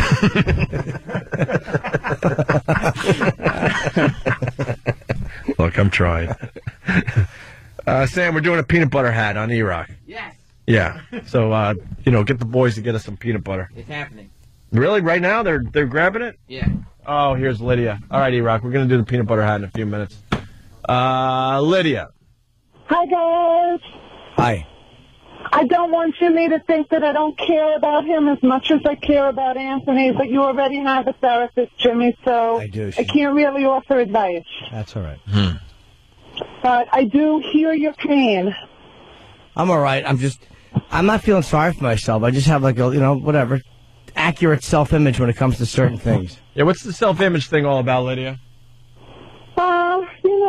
I don't know enough about Jimmy, but it really sounds like he looks to others to define himself. Well, doesn't everybody, though? I mean, come on. Yeah, I think that's... To a certain extent, Jimmy. And Lydia, I do it when I'm alone.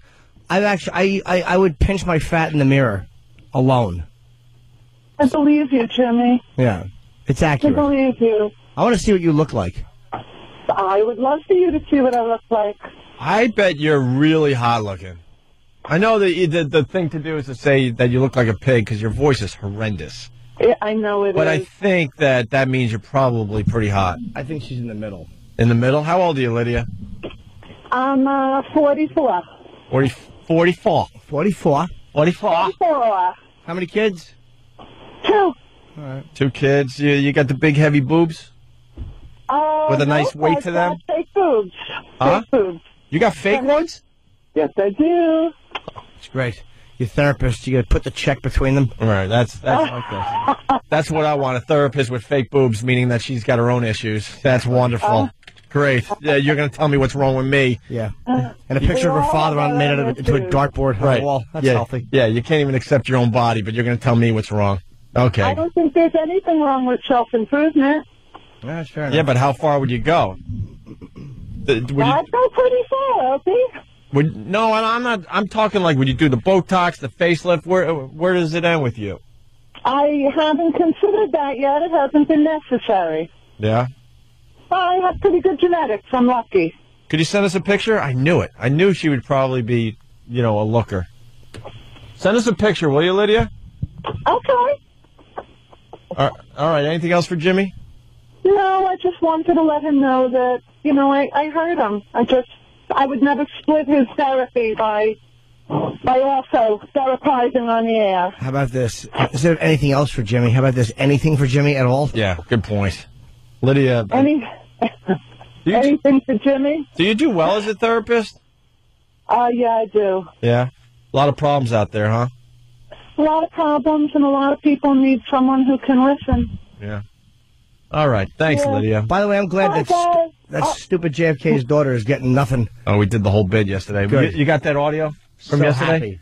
Well, I think we were a bit ahead of that story, but it was very obvious she wasn't qualified. Caroline Kennedy, yeah. And when you go into politics, you need to be a good public speaker. She stinks. And she stumbled out of the gate, and everyone started looking like, oh boy, what did we get ourselves into? Yeah, but it turns out it wasn't her talking that undid her. It was apparently a tax problem and maybe some domestic help issues. No. And there were questions about the state of her marriage as well. And she shouldn't be there because she is not qualified. Well, that was the first thing. Thank you, because that's what speaker. I'm going with what Governor Patterson's saying, and he's basically saying she's not qualified for the job. Yeah. We don't need her. And now she's like using excuses why she has to back out. Yeah, how about this? Just beat it. No one needs you. How about this? This is the reason why. We did it yesterday, but bear with us. Jimmy wasn't here. This is the reason why she's not going to take Hillary's seat up there in Albany. Listen to this. You know, I think really this is sort of a unique moment, both in our, in our country's history and in my own life. And we are facing unbelievable challenges. Our economy, health care. People are losing their jobs here in New York, obviously, and so. And for me, I've grown up here. I've lived here all my life. And and going into politics is something that people have asked me about forever. And you look at some of these politicians and you think to yourself, that seems like it's an easy thing to do. She's horrendous. She said every other word. She's a terrible speaker. Right. And she's like a real life hack. Yeah. And the economy and health care. Shut up. This is a very special moment in time. And it's not. Because I am an unconventional choice. I understand that. I haven't pursued the traditional path. But I think that in our public life today, we're starting to see that there are many ways into public life and public service. And it's not as, all our institutions are less hierarchical than they used to be. And so, I think that, I bring, my life experience to this, and that includes being a mother. I understand sort of those choices that women make. That is why sucks. You can believe whatever you want, but that's why she's not going to be in public office anytime soon. She sucks. She's horrendous. I don't want her representing me. Dude, her voice was making me angry. It was so awful. Yeah. She has like that, there's something about her mouth. She's married to a man? Yeah. Ah. Edwin Schlossberg. I'm sure he's a fun guy. I always wondered why she never got into politics. Exactly. Now you know. Now you know, right? Idiot. And who pushed her? That wasn't her decision. Someone pushed her forward and said, look. Maybe the party or the family, but the Obama... There's no way she wanted that on her own. The Obama group was allegedly behind it, too, because she did them a big solid by supporting him. Yeah, well, they're dumb, too. How about Guantanamo? He's closing it. What do you think, Jimmy? I don't know. That's got a lot of people outraged. I have mixed feelings about it, because I want to see that the Al-Qaeda operatives are... I want to know what we're doing. It's hard to say, because you get guys like Khalid Sheikh Mohammed... You can't treat them well. You can't let them lawyer up, because the bottom line is you're talking about hijacking planes and planting dirty bombs. We don't know it's already been stopped by knowing these people, but I want to make sure that we got the right people. That's all. Yeah, Stump Brain, what's the other side saying? Because a lot of people outraged, so why is Obama doing this? Just to send a message to the world that...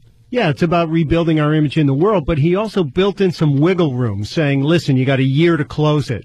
So they have a year to finagle whatever they're going to do and deal with whatever they have to get out of these guys. And there are guys they cannot release. There are guys there that they should never be released. Sure. And if they can't send them back to where they came from, they'll have to go into our system. And that's what a lot of people are upset about, especially the families who lost family members on 9/11.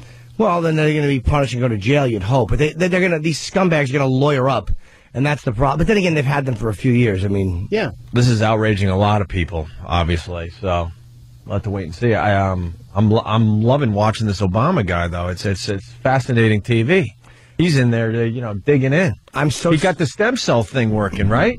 Yeah, that's what he meant with that whole science comment during his inauguration. Yes. Let's get the stem cell research going again. He understands how important that is for people out there. There were so many restrictions on stem cell research that we'll never know what we missed out on. But there was some announcement today that there was a major breakthrough already. So for 8 years, that jackass. Yeah. That's why I hated Bush at the end. It was just stem cell stance, religious dope. Yeah. All right. Let's get back to the peanuts. Are we doing peanut butter hat? I'd like to, yeah. Oh, yeah. On E-Rock? Yeah, I'd like to pat it down with a hammer, too. Right. We'll shape it into some fine, awful hat.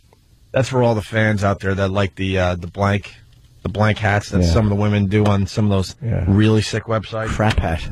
Yeah, where it's so heavy they can't keep their head up. Wonderful. That's what we're hoping to do with E-Rock today. I don't know if we'll be able to get that much peanut butter, but... No, we won't. All right. Speaking of peanut butter, this is why we're doing the peanut butter hat today. Federal health officials say the salmonella recall now involves about 31 million pounds of peanut butter and peanut paste. This is a very large, extensive, massive recall that happened, in the grand scheme of things, pretty quickly. This company has been identified as the source of the contamination. While Peanut Corp isn't an industry giant, the list of products they make or provide peanut paste for ranges from dog biscuits to energy bars, and that's causing a big headache for some Georgia stores. A lot of product, it's a lot of money, actually. I mean, these things go, $1.50 a bar. It's amazing. Some companies are pulling all peanut-related foods from the shelves. Others, like Kroger supermarkets, say they're programming checkout scanners to catch any recalled products that may still be in their stores. The Centers for Disease Control says more than 450 people across 43 states have become sick since the latest salmonella outbreak began last fall. 6 have died. Wow, there you go. Yeah. They gotta play it safe. Yeah, people are dropping dead. Let's say hi to Steve in Queens. Steve, it's Opie and Jimmy. How are you today? Hey, what's going on? Welcome guys? aboard, Steve. Sure, why not? How on earth do you get salmonella in peanut butter? Oh, no. I mean, you could understand if it was in chicken or something like that, but I mean, are they making like salmon-flavored peanut butter or something? Do we know a little more on that, Stump Brain? I don't know. I thought you could get salmonella in just about anything. No, if someone has dirty hands and they're messing with the peanut butter or the peanuts, doesn't have anything to do with salmon, sir. It's a bacteria. He's kidding. The guy's kidding. Because most of us know from what handling chickens or raw. Yeah. Or maybe some guy in the peanut factory dropped the deuce into the vat.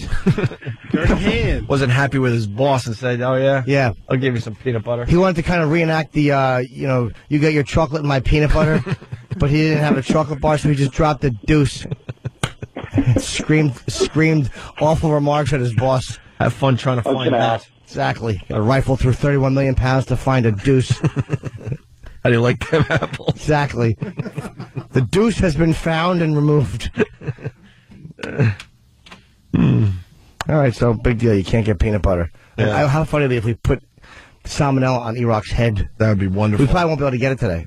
At least what? We probably won't be able to get it because they'll be calling all this stuff. We'll get peanut butter.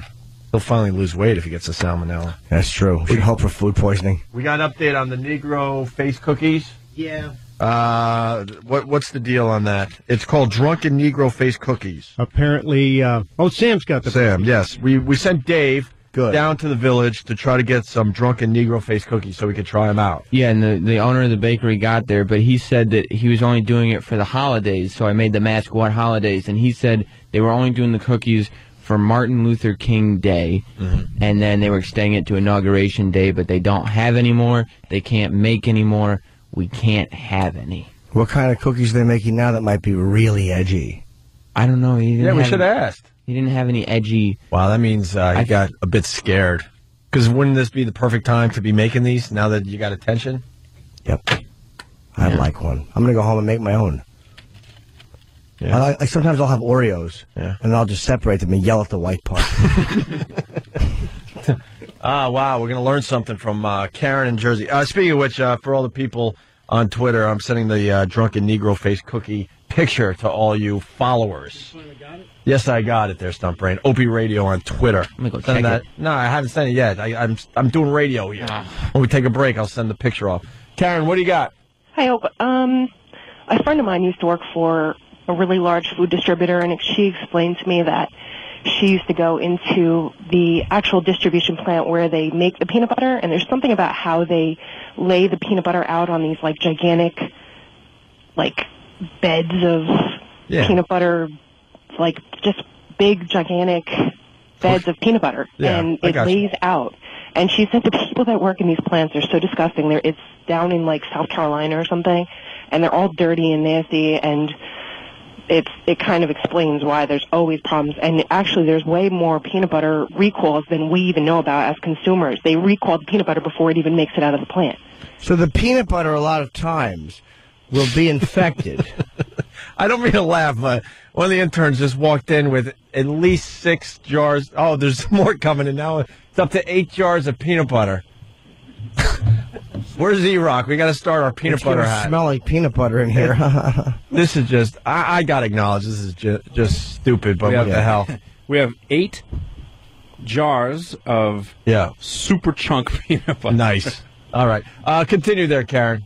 I didn't mean to so basically that's the whole thing. It's just essentially how they actually make peanut butter makes it, I guess, potentially harmful. And like I said, before we even know about it as consumers, they're mixing plenty of batches after batches after batches before it even makes it out of the factories. I got to be honest, I don't mind a little food poisoning every once in a while. You see how flat your stomach looks afterwards? Keeps you honest. It's nice. It's a nice little quick diet. Like, look at me. By the way, Miss, thank you for the skinny on peanut butter. Yeah, we got it. We wouldn't have been able to survive the weekend without that phone call. Thanks, Karen. Real expose on peanut butter. Things we didn't know. I mean, be honest. When you get the flu or food poisoning, Jimmy, don't you secretly go, hey, wow. I don't know if I've ever gotten it. Makes me look good. Yeah, I like puking, though, like the next day. I feel like I did a workout. E-Rock. How do we make this into something that is worth doing on the radio? We don't do it. We don't do it? All right, E-Rock, who's going to apply the peanut butter? How about everyone come forward that doesn't like E-Rock, and you're allowed to put peanut butter on his head? People from CBS FM. Oh, Sam. Angela's going to come in. Mr. and Mrs. Nagel. Right. Sam is quick. He wants to help make the peanut butter hat on E-Rock.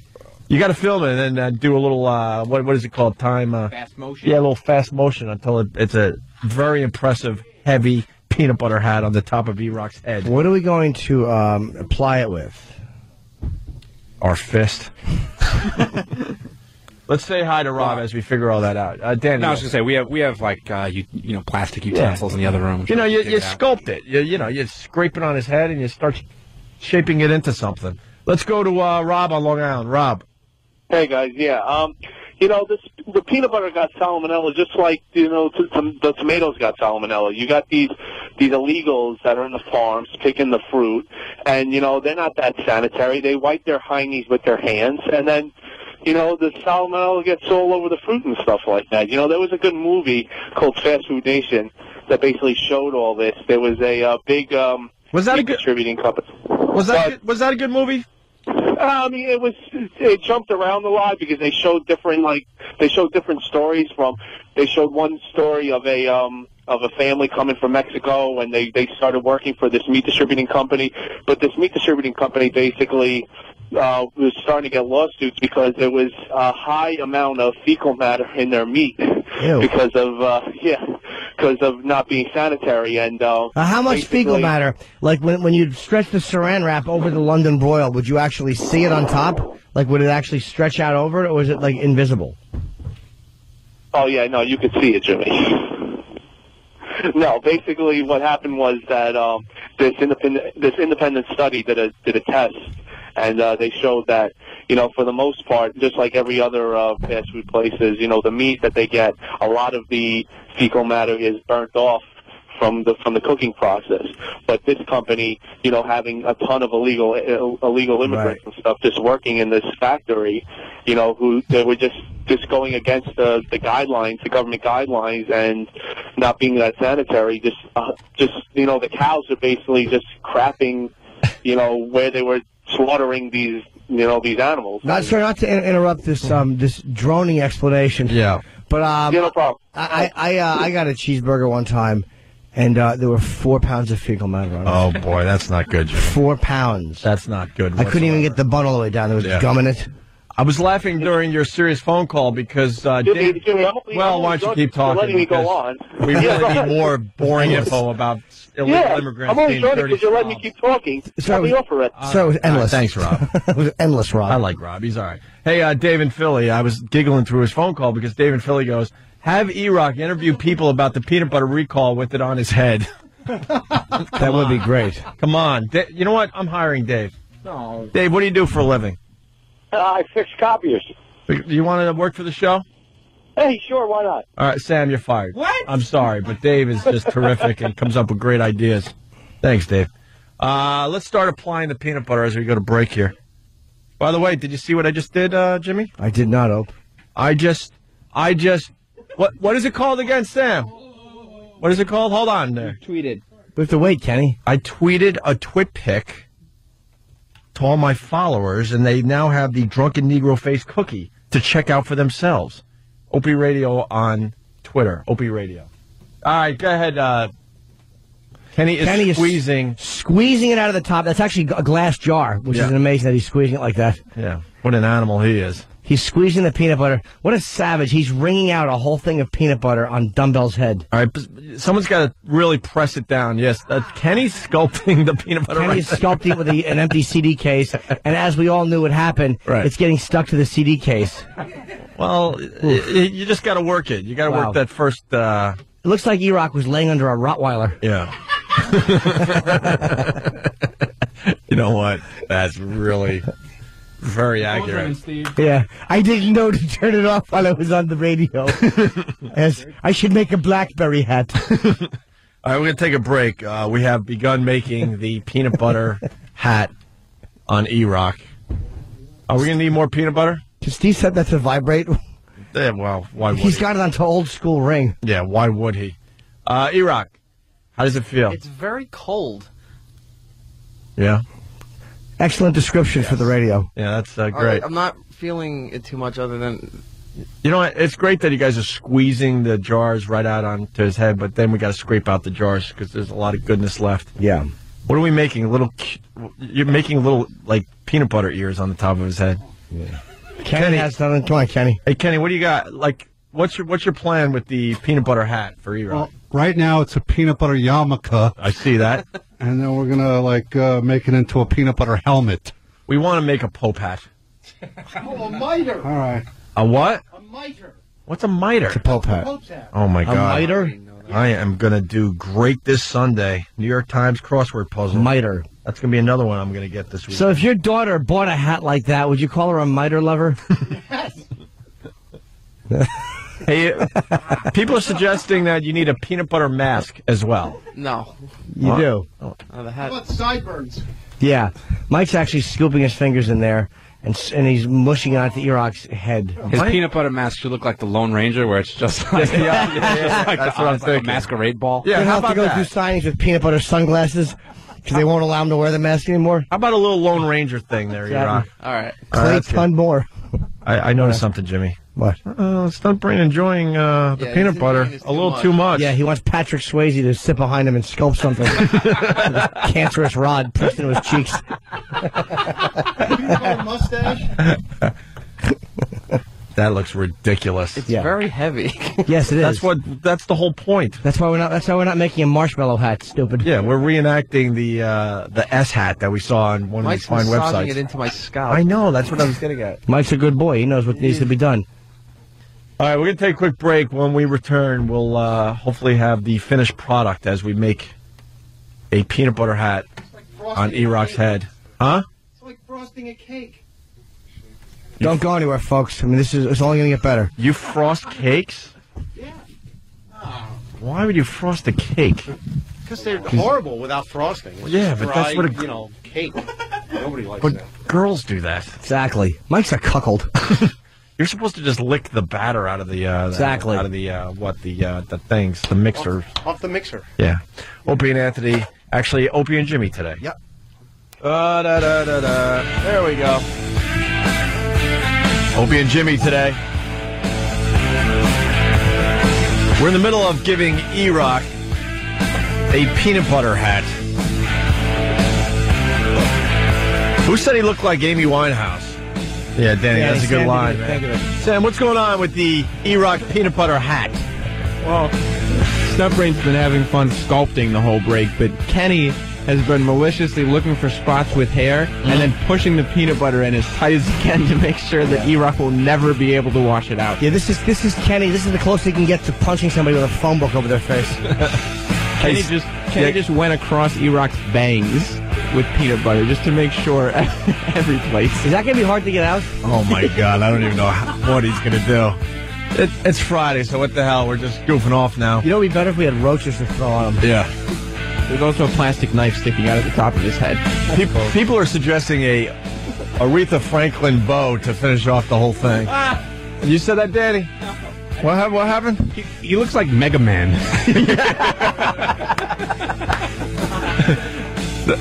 E-Rock, how heavy is it? It's pretty damn heavy. Yeah?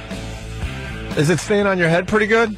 It's forcing me to wobble to the left. Yeah, well, that's what we're going for.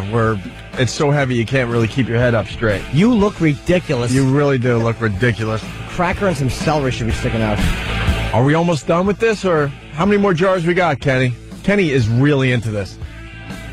We got like one full, two jars left. 2 jars left. Wow. What does it look like, Jimmy? What do you think? It's like a bouffant. Yeah. Looks like a retard with a peanut butter head. Looks like one of those ghetto prom pictures, if you're a fan of the ghetto prom Looks pics. like a Tin Man's hat, but with a peanut butter. Right. Yes. And E-Rock is definitely tilting his head forward and to the side. Your vertebrae is being squashed at this point. God, if he died because of this. Mm-hmm. And someone suggested that we give you like a thing of crackers and have people try to eat peanut butter off your head as they're going to work. Peanut butter? Oh, Kenny's really digging in there. Yeah, Wow. yeah. Kenny's a creep. Wow. What do you got, Kenny? I got a good spatula. Yeah. All right, let me. I got to take a picture of this. Smile, everybody. Ow! Jimmy, take that. All right, so Opa's running around to take a photo of E-Rock. I would like to actually get a picture of him, too. We'll take turns. He looks kind of dainty, actually, in his hat. There's something effeminate about him sitting there in his K-Rock shirt with his... E-Rock, I'm only saying this for the radio, but his horrendous body. And this hat kind of gives his body length. So he looks less fat because he looks taller. Okay. All right. Jimmy's taking his pick. That's my neck. He's actually got a nice... What, he's now putting the peanut butter on his neck, Sam? Yeah, Kenny is. Yeah. I don't know. Why are we doing this? Why, could someone explain? Because look at E-Rock. You should take that thing out. You should take the CD case out, though. You don't need that. You want it to be pure. Yeah. Pure peanut butter hat. Put that, Kenny. Make sure that peanut butter doesn't get ripped out. Jimmy, we're grown men. I know. We're grown men. He's got 8 pounds of peanut butter on his head. And look at Tim ran in with a camera. Nobody ran in this much to take photos of Ludacris or David Duchovny. Right. Some tart with a peanut. Maybe no disrespect, but some nobody with a peanut butter hat. Michelle has a hammer. It's great. He really does. He looks like the daughter from the Coneheads. like where her cone wasn't exactly as pronounced. Let's go with Michelle and Philly. What's up to the Philly crew? Michelle. Hey, how you doing? Pretty good. E-Rock needs to have a dunce cap on. He does. He kind of has a peanut butter dunce cap on.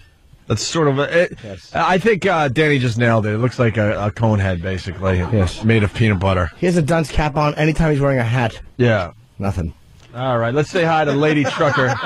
Lady Trucker. Boo. Good morning, gentlemen. I need your help here, Jimmy. Sometimes, I don't like having honey with my peanut butter.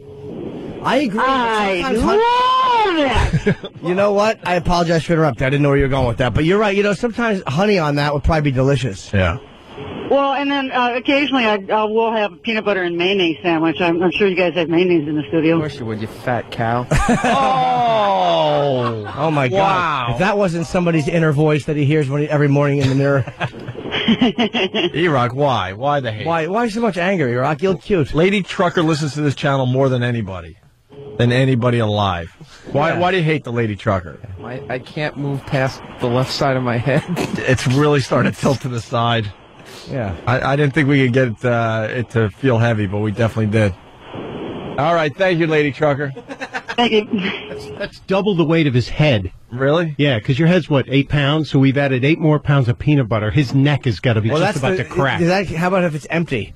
And E-Rock, good point. And E-Rock doesn't have a hint of a muscle, so you're struggling over there to keep your head up, aren't you? Great description. Let's go to Joe in Jersey. Joe, how are you, Joe? Good. How about yourself? Hi, Joe. We're hanging in there today. What do you got? Yeah, man. What you got to do is you got to get like 5 jars of fluff and make him a sticky fluffernutter, man. Would you accept some fluffernutter? I don't know. The peanut butter is definitely doing its job. We're trying to see how much peanut butter we could get on his head before he dies. Before his neck just collapses. All right, peace. All right, John in Jersey. John. La la la la la la la. Hello, douchebags. I think that you should make E-Rock have an E-Rock Batman mask. Yeah, E-Rock, you're going to let us do the Yeah, of Lone course he Ranger, or... I think we're just going with the Lone Ranger, just around his eyes. Yeah, and how about you do that, and then you run around yelling, "Da-na-na-na-na-na-na, fat man." Close your eyes. Ooh. Close your eyes. What? Oh, Kenny. Kenny's eyebrows. Ah! Kenny, what are you doing? His eyebrows. No, there's a peanut in my eye. Kenny, what are you Wow. doing? It's like two girls, one cup. Peanut. Kenny has no hint of touch. No. He just squeezed out another unnecessary full jar of peanut butter on top of the peanut butter hat. Yeah. Kenny's loving I this. can't open my eyelids, Kenny. Yeah, Kenny, you can't close his eyes. Kenny, what are you... Kenny, he's supposed to see through. You're supposed to... Hold on, let's do Kenny, it right. You're ruining it. You got to put soft peanut butter Start around praying. his Show him fat how face. it's done. You got to kind of sculpt it around his eyes. Everyone knows that's the proper way to make a peanut butter mask. Now he can't see. Yeah, Booger Couch. Blind fat kid. Hey, morning, guys. Good morning, Booger. I love the peanut butter hat. All right. Ed on Long Island. Ed, phone calls coming in crazy now. Ed. Test some of Sam's gayness and maybe shove some peanut butter in E-Rock's belly button and have Sam eat it out. Yeah, Sam, would you? Oh, I like that. I'm very allergic. You're not allergic. You're to not peanut butter. allergic. But he has, that's Sam's issue. We all have issues on this show. Sam's is that he doesn't like food, basically. Yeah, I like He that eats idea, like 3 though. or 4 things, huh? How about that? He licks That was a neat thing. That's a great point, dude. How about this? Sam licks a belly button full of peanut butter out of E-Rock's belly button. That's called doing something for the show. Yeah, it's about time you do something for the show, Sam. I'll hold the camera. Yeah, it's about time. Anyone can hold a camera. When are you going to start doing things for us? Can you open your eyes, Eric? No. Well, No, they're not covered. No, but they're stuck. This looks so stupid. a money shot. Like I said a few minutes ago, we're grown men. What's wrong with us? You make sure he can open his eyes. 'Cause I want him to be able to walk around. He's got to try and lift his eyelids. There's Yeah. nothing on him, right? No, Give it but a there try. were peanuts in there before. All right, there's not anymore. All right, get a hold of yourself. Look at you. Get a hold of yourself. He Let's can see. Yes. let's say hi to Charlie in Philly. Charlie. What's up, Opie and Jimmy? Hi. Hey, buddy. Hey, I think you guys should give E-Rock a Rocky Dennis face, and then Sam could give him a Nice, thanks, Charlie. All right, this is That's how a it. lot. I can't believe this actually worked out. I got to say, I was not feeling this one, and damn it, it's good. I felt like it was a really dumb idea, but I think we're kind of pulling. Oh, he's losing peanut butter. Sideburn. Well, we got Kenny, put the sideburn back on. What are you doing? Kenny, put Kenny's the Elvis. standing there, stunned. It's an Elvis sideburn. Help him. Oh boy, maybe we should turn the AC on because I think the heat is starting to melt everything. Some rebar. I think the whole hat is starting to melt into his eyes. Imagine that if he was blind. Do we almost have the final product? You can't keep your head up, E-Rock. Nah, and I can't keep my right eye open either. Ah, It stings. Ridiculous. You do look ridiculous. You look like an idiot. Are we putting the rest of the peanut butter on his head at least? I guess the There's one spatula left. And that's all that's going to fit. really? All right, now, how about on the back of the neck, though? You got to balance it out a little bit because this way it will hold it onto his head. Come on, Kenny, it's falling. Wait, all right. On the back of the neck a little bit. Kenny, if you don't put it on the back of the neck, please. Yeah, please. Please, That's right. Kenny, please. For Pete's sake. E-Rock, I want you to walk over toward the mic so I can get a fine picture of this. Oh, no, is that? No, hey, it's falling, Kenny. Come on. Touch that up. Why Get that is it back falling? Because it's... E-Rock, cool off. We need rebar in there. Well, he's got to go outside with a peanut. outside to meet Yeah. people. Yeah, I think you should go outside right now before it melts. What do you say? Yeah. No. You don't want to do that? Why aren't you going to go outside, E-Rock? E-Rock, stand up and come over here. I got to take a final picture. You look silly, E-Rock. For everybody out there. Oh, my God. He's so hard for him to walk. You can't walk? E-Rock, look at me. I'm taking your picture. Are you looking? I can't even tell. I can't open my right eye. Oh. Hold on. You look like Vicky LaMotta. Yeah. Hold on. All right, everyone's taking pictures. That's amazing. You look ridiculous. You look like a complete fool. You look like a... Let's take the elevator downstairs through the lobby. All right, yeah, get me... Yeah, I agree. Come on, E-Rock, really fast. This is how we're going to end today. Sam, go out with E-Rock. Do we have crackers or anything? Do we have little spoons? Maybe people could just spoon it off his head. Yeah, we got to do it quick before it melts, so we got to go soon. So and make sure you get him a jacket. Yeah, go ahead, E-Rock. He needs to have a jacket or he'll catch his death. There goes E-Rock with his peanut butter hat. What a fool he looks like. Downstairs. Sam, film him the whole time in case it falls off. Look how he walks. He can't walk. I know. He walks with that hat on the way he should walk all the time with his gut. I don't know. Steve's trying to ask him something. Steve, what are you asking E-Rock?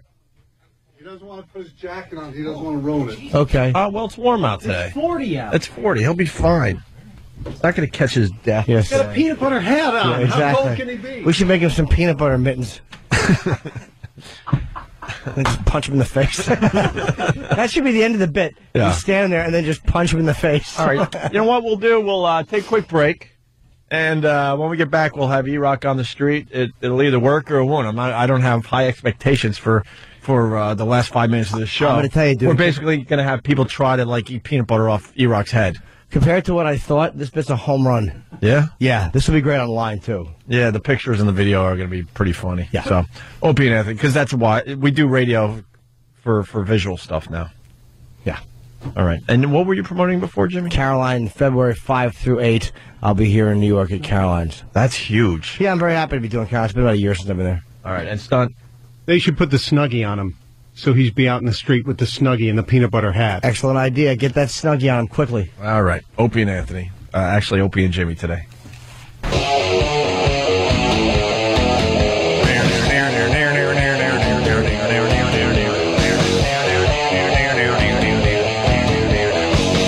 Opie and Jimmy today. For the satellite audience, I'm going for the bail today. So I know people line up to see the show, but we're bailing. You get a half show today. We got Sam and E-Rock on the street. I'm hearing things. People are not happy about the peanut butter hat that E-Rock is now wearing on the streets of New York. Look at us doing morning zoo crap today. Sam. Yeah. What do you got, buddy? Well, E-Rock is out here with his peanut butter hat, peanut butter mask, and a Snuggie to keep warm. It's got to look horrendous. And people are walking by. One lady just walked by, looked at him, and called him a blank hole. Really? Yes. She's not happy about the peanut butter hat? No, people seem genuinely annoyed, but a lot of people are commuting now, and we got some spoons, so I thought maybe I'd try to give out some free peanut butter samples. That would be wonderful. All right. Let's see. Excuse me, miss. Would you like a free sample of peanut butter? No? Wait. Sam. Yeah? Obviously, they're going to say no because it looks like a radio bit. Make believe it's a new product, and this is your marketing. Yes. This is a unique way to sample peanut butter. You know, okay. and openly acknowledge, I know this seems a little weird, but this is how we're trying to get on the map by unusual marketing strategy here. What could the peanut butter be called? Tell everybody you're doing a tribute to George Harrison. Well, how about if we're selling peanut butter mousse? All right, peanut. Oh, Jesus. Yeah. Stick with filming everything, Sam. Okay, sorry. No. All right, let's see what you could come up with. Go ahead. Okay. Excuse me, sir. We have a new product called peanut butter mousse that we're sampling today. Would you like a sample? Come on, it's free. Here, we'll take a scoop. We're going to take a scoop off E-Rock's head. Here you go, sir. Sir, where are you going? Just try some. He's going to taste the... Come on. Just try a little bit. Just peanut butter mousse. How does it taste? Oh, he likes it. He likes it? Peanut butter, yes. Oh, very nice. He likes the peanut butter. E-Rock is looking happy. Do you want some comments from E-Rock? Yes. E-Rock? Okay. It's starting to freeze to my face. Perfect. He looks as creepy as can be because he's tucked into a corner like a homeless man, but he's got chunky peanut butter all over And him. I'm looking at the current temperature on the news, and it is freezing out there. It is 32 degrees, so that peanut butter is freezing to his face and hair. It's definitely getting very cold. Please, can we ask E-Rock another question? Yeah. Yeah. Ask him is he comfortable? Okay. E-Rock, are you comfortable? Not at all. Why? Why aren't you comfortable? My right eye is burning. It's freezing to my face.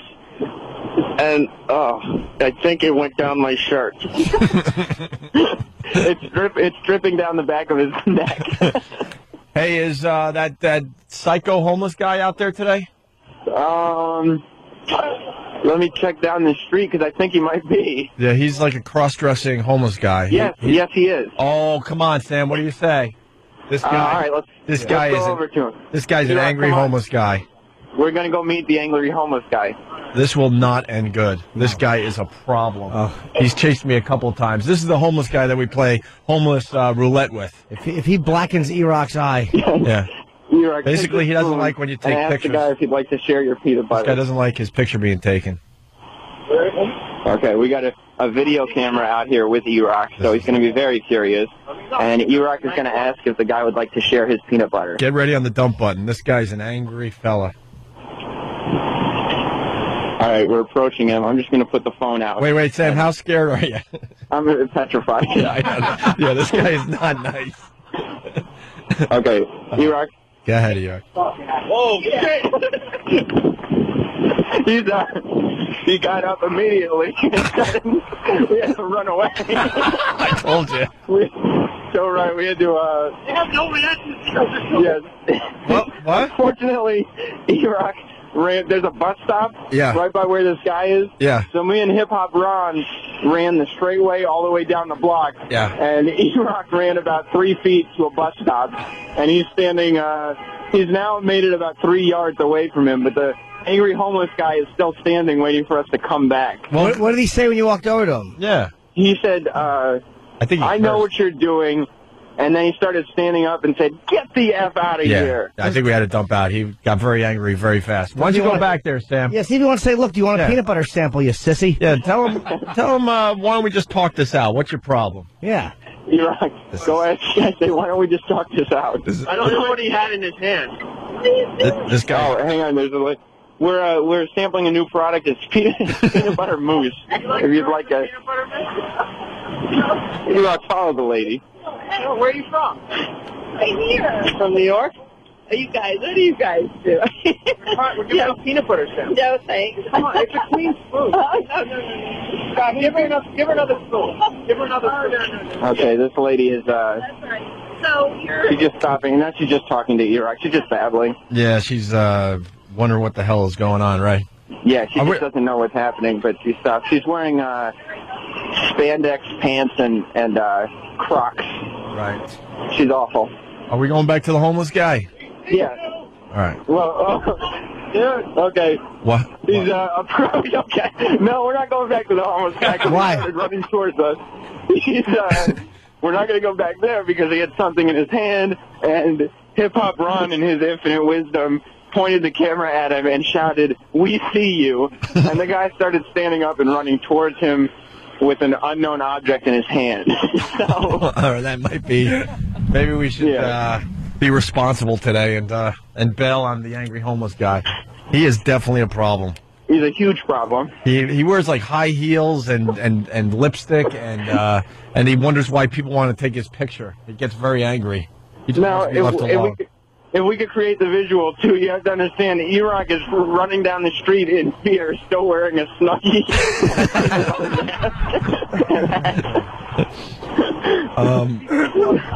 Jimmy, I'm getting replies on my Twitter account about the bit we're doing. They're looking at the pictures that I sent out of E-Rock's peanut butter hat. It's Opie Radio on Twitter, once again. This guy writes, "Nice. Does Kenny always have to look like he has Down syndrome?" Kenny's very excited about this bit today. Yeah. Oh, good one. What's going on, Sam? Well, we're back to asking people if they want some peanut butter, and they're walking very fast past us and shaking their head furiously. Right. Is that for yes? No, I mean, no, shaking, not nodding, shaking very much. Oh. No, definitely not. All right. Well, I guess that's all you're going to get today. Anything else, Sam? Yeah, when we were walking through the lobby, the guy at the desk asked if E-Rock thought he was in Slumdog Millionaire. For those people who have seen Slumdog Millionaire, there's a scene where the young boy falls into an outhouse and comes out through it, and that's what E-Rock looks like. Oh, very nice. Very good. All right, buddy. All right. I guess we're going to end right here for today. Thank you, Sam. Thank you, E-Rock. Thank you, Kenny. Thank you to everybody that made the peanut butter hat for E-Rock. Yeah, we'll see you Monday morning. Have a good weekend. Well, we got the marathon. We got to see what songs they're playing today, Jimmy. Oh. The big news, Jimmy's going to be at Caroline's. First weekend in February, it looks like. Those tickets will go very fast, so you should call up Greg and the gang at Caroline's. Get your tickets. 212-757-4100. Yes. For Norton's tickets at Caroline's here in New York City. All right, what's the music marathon today, Danny? Well, first up, we have The Who with Love Reign Over Me. Uh-huh. Then we got Van Halen, Why Can't This Be Love? Uh-huh. The Cult, Love Removal Machine. Uh-huh. R.E.M., The One I Love. Uh-huh. Jimi Hendrix, Hey Joe. Are they doing a love theme today? Are they starting to listen to me? Hey, Joe, they are, yeah. There's a lot of love in those songs that you just listed. They're laughing at E-Rock. Sam, what's going on? Well, you're right. We're walking back towards the building, and yeah, people are just trying to walk to work and laughing at him because our intern, Scott, who's 38 years old, is down here with his hand on E-Rock's back, guiding him because the peanut butter is dripping into his eyes. Oh, all right. Well, yeah, you're listening to grown men, and this is what we did today. What can I tell you? But plenty of pictures up on my Twitter account, and Opie's Eye as well, right? What? ONARadio.com has the peanut butter hat pictures. Opie Radio on Twitter has the pictures.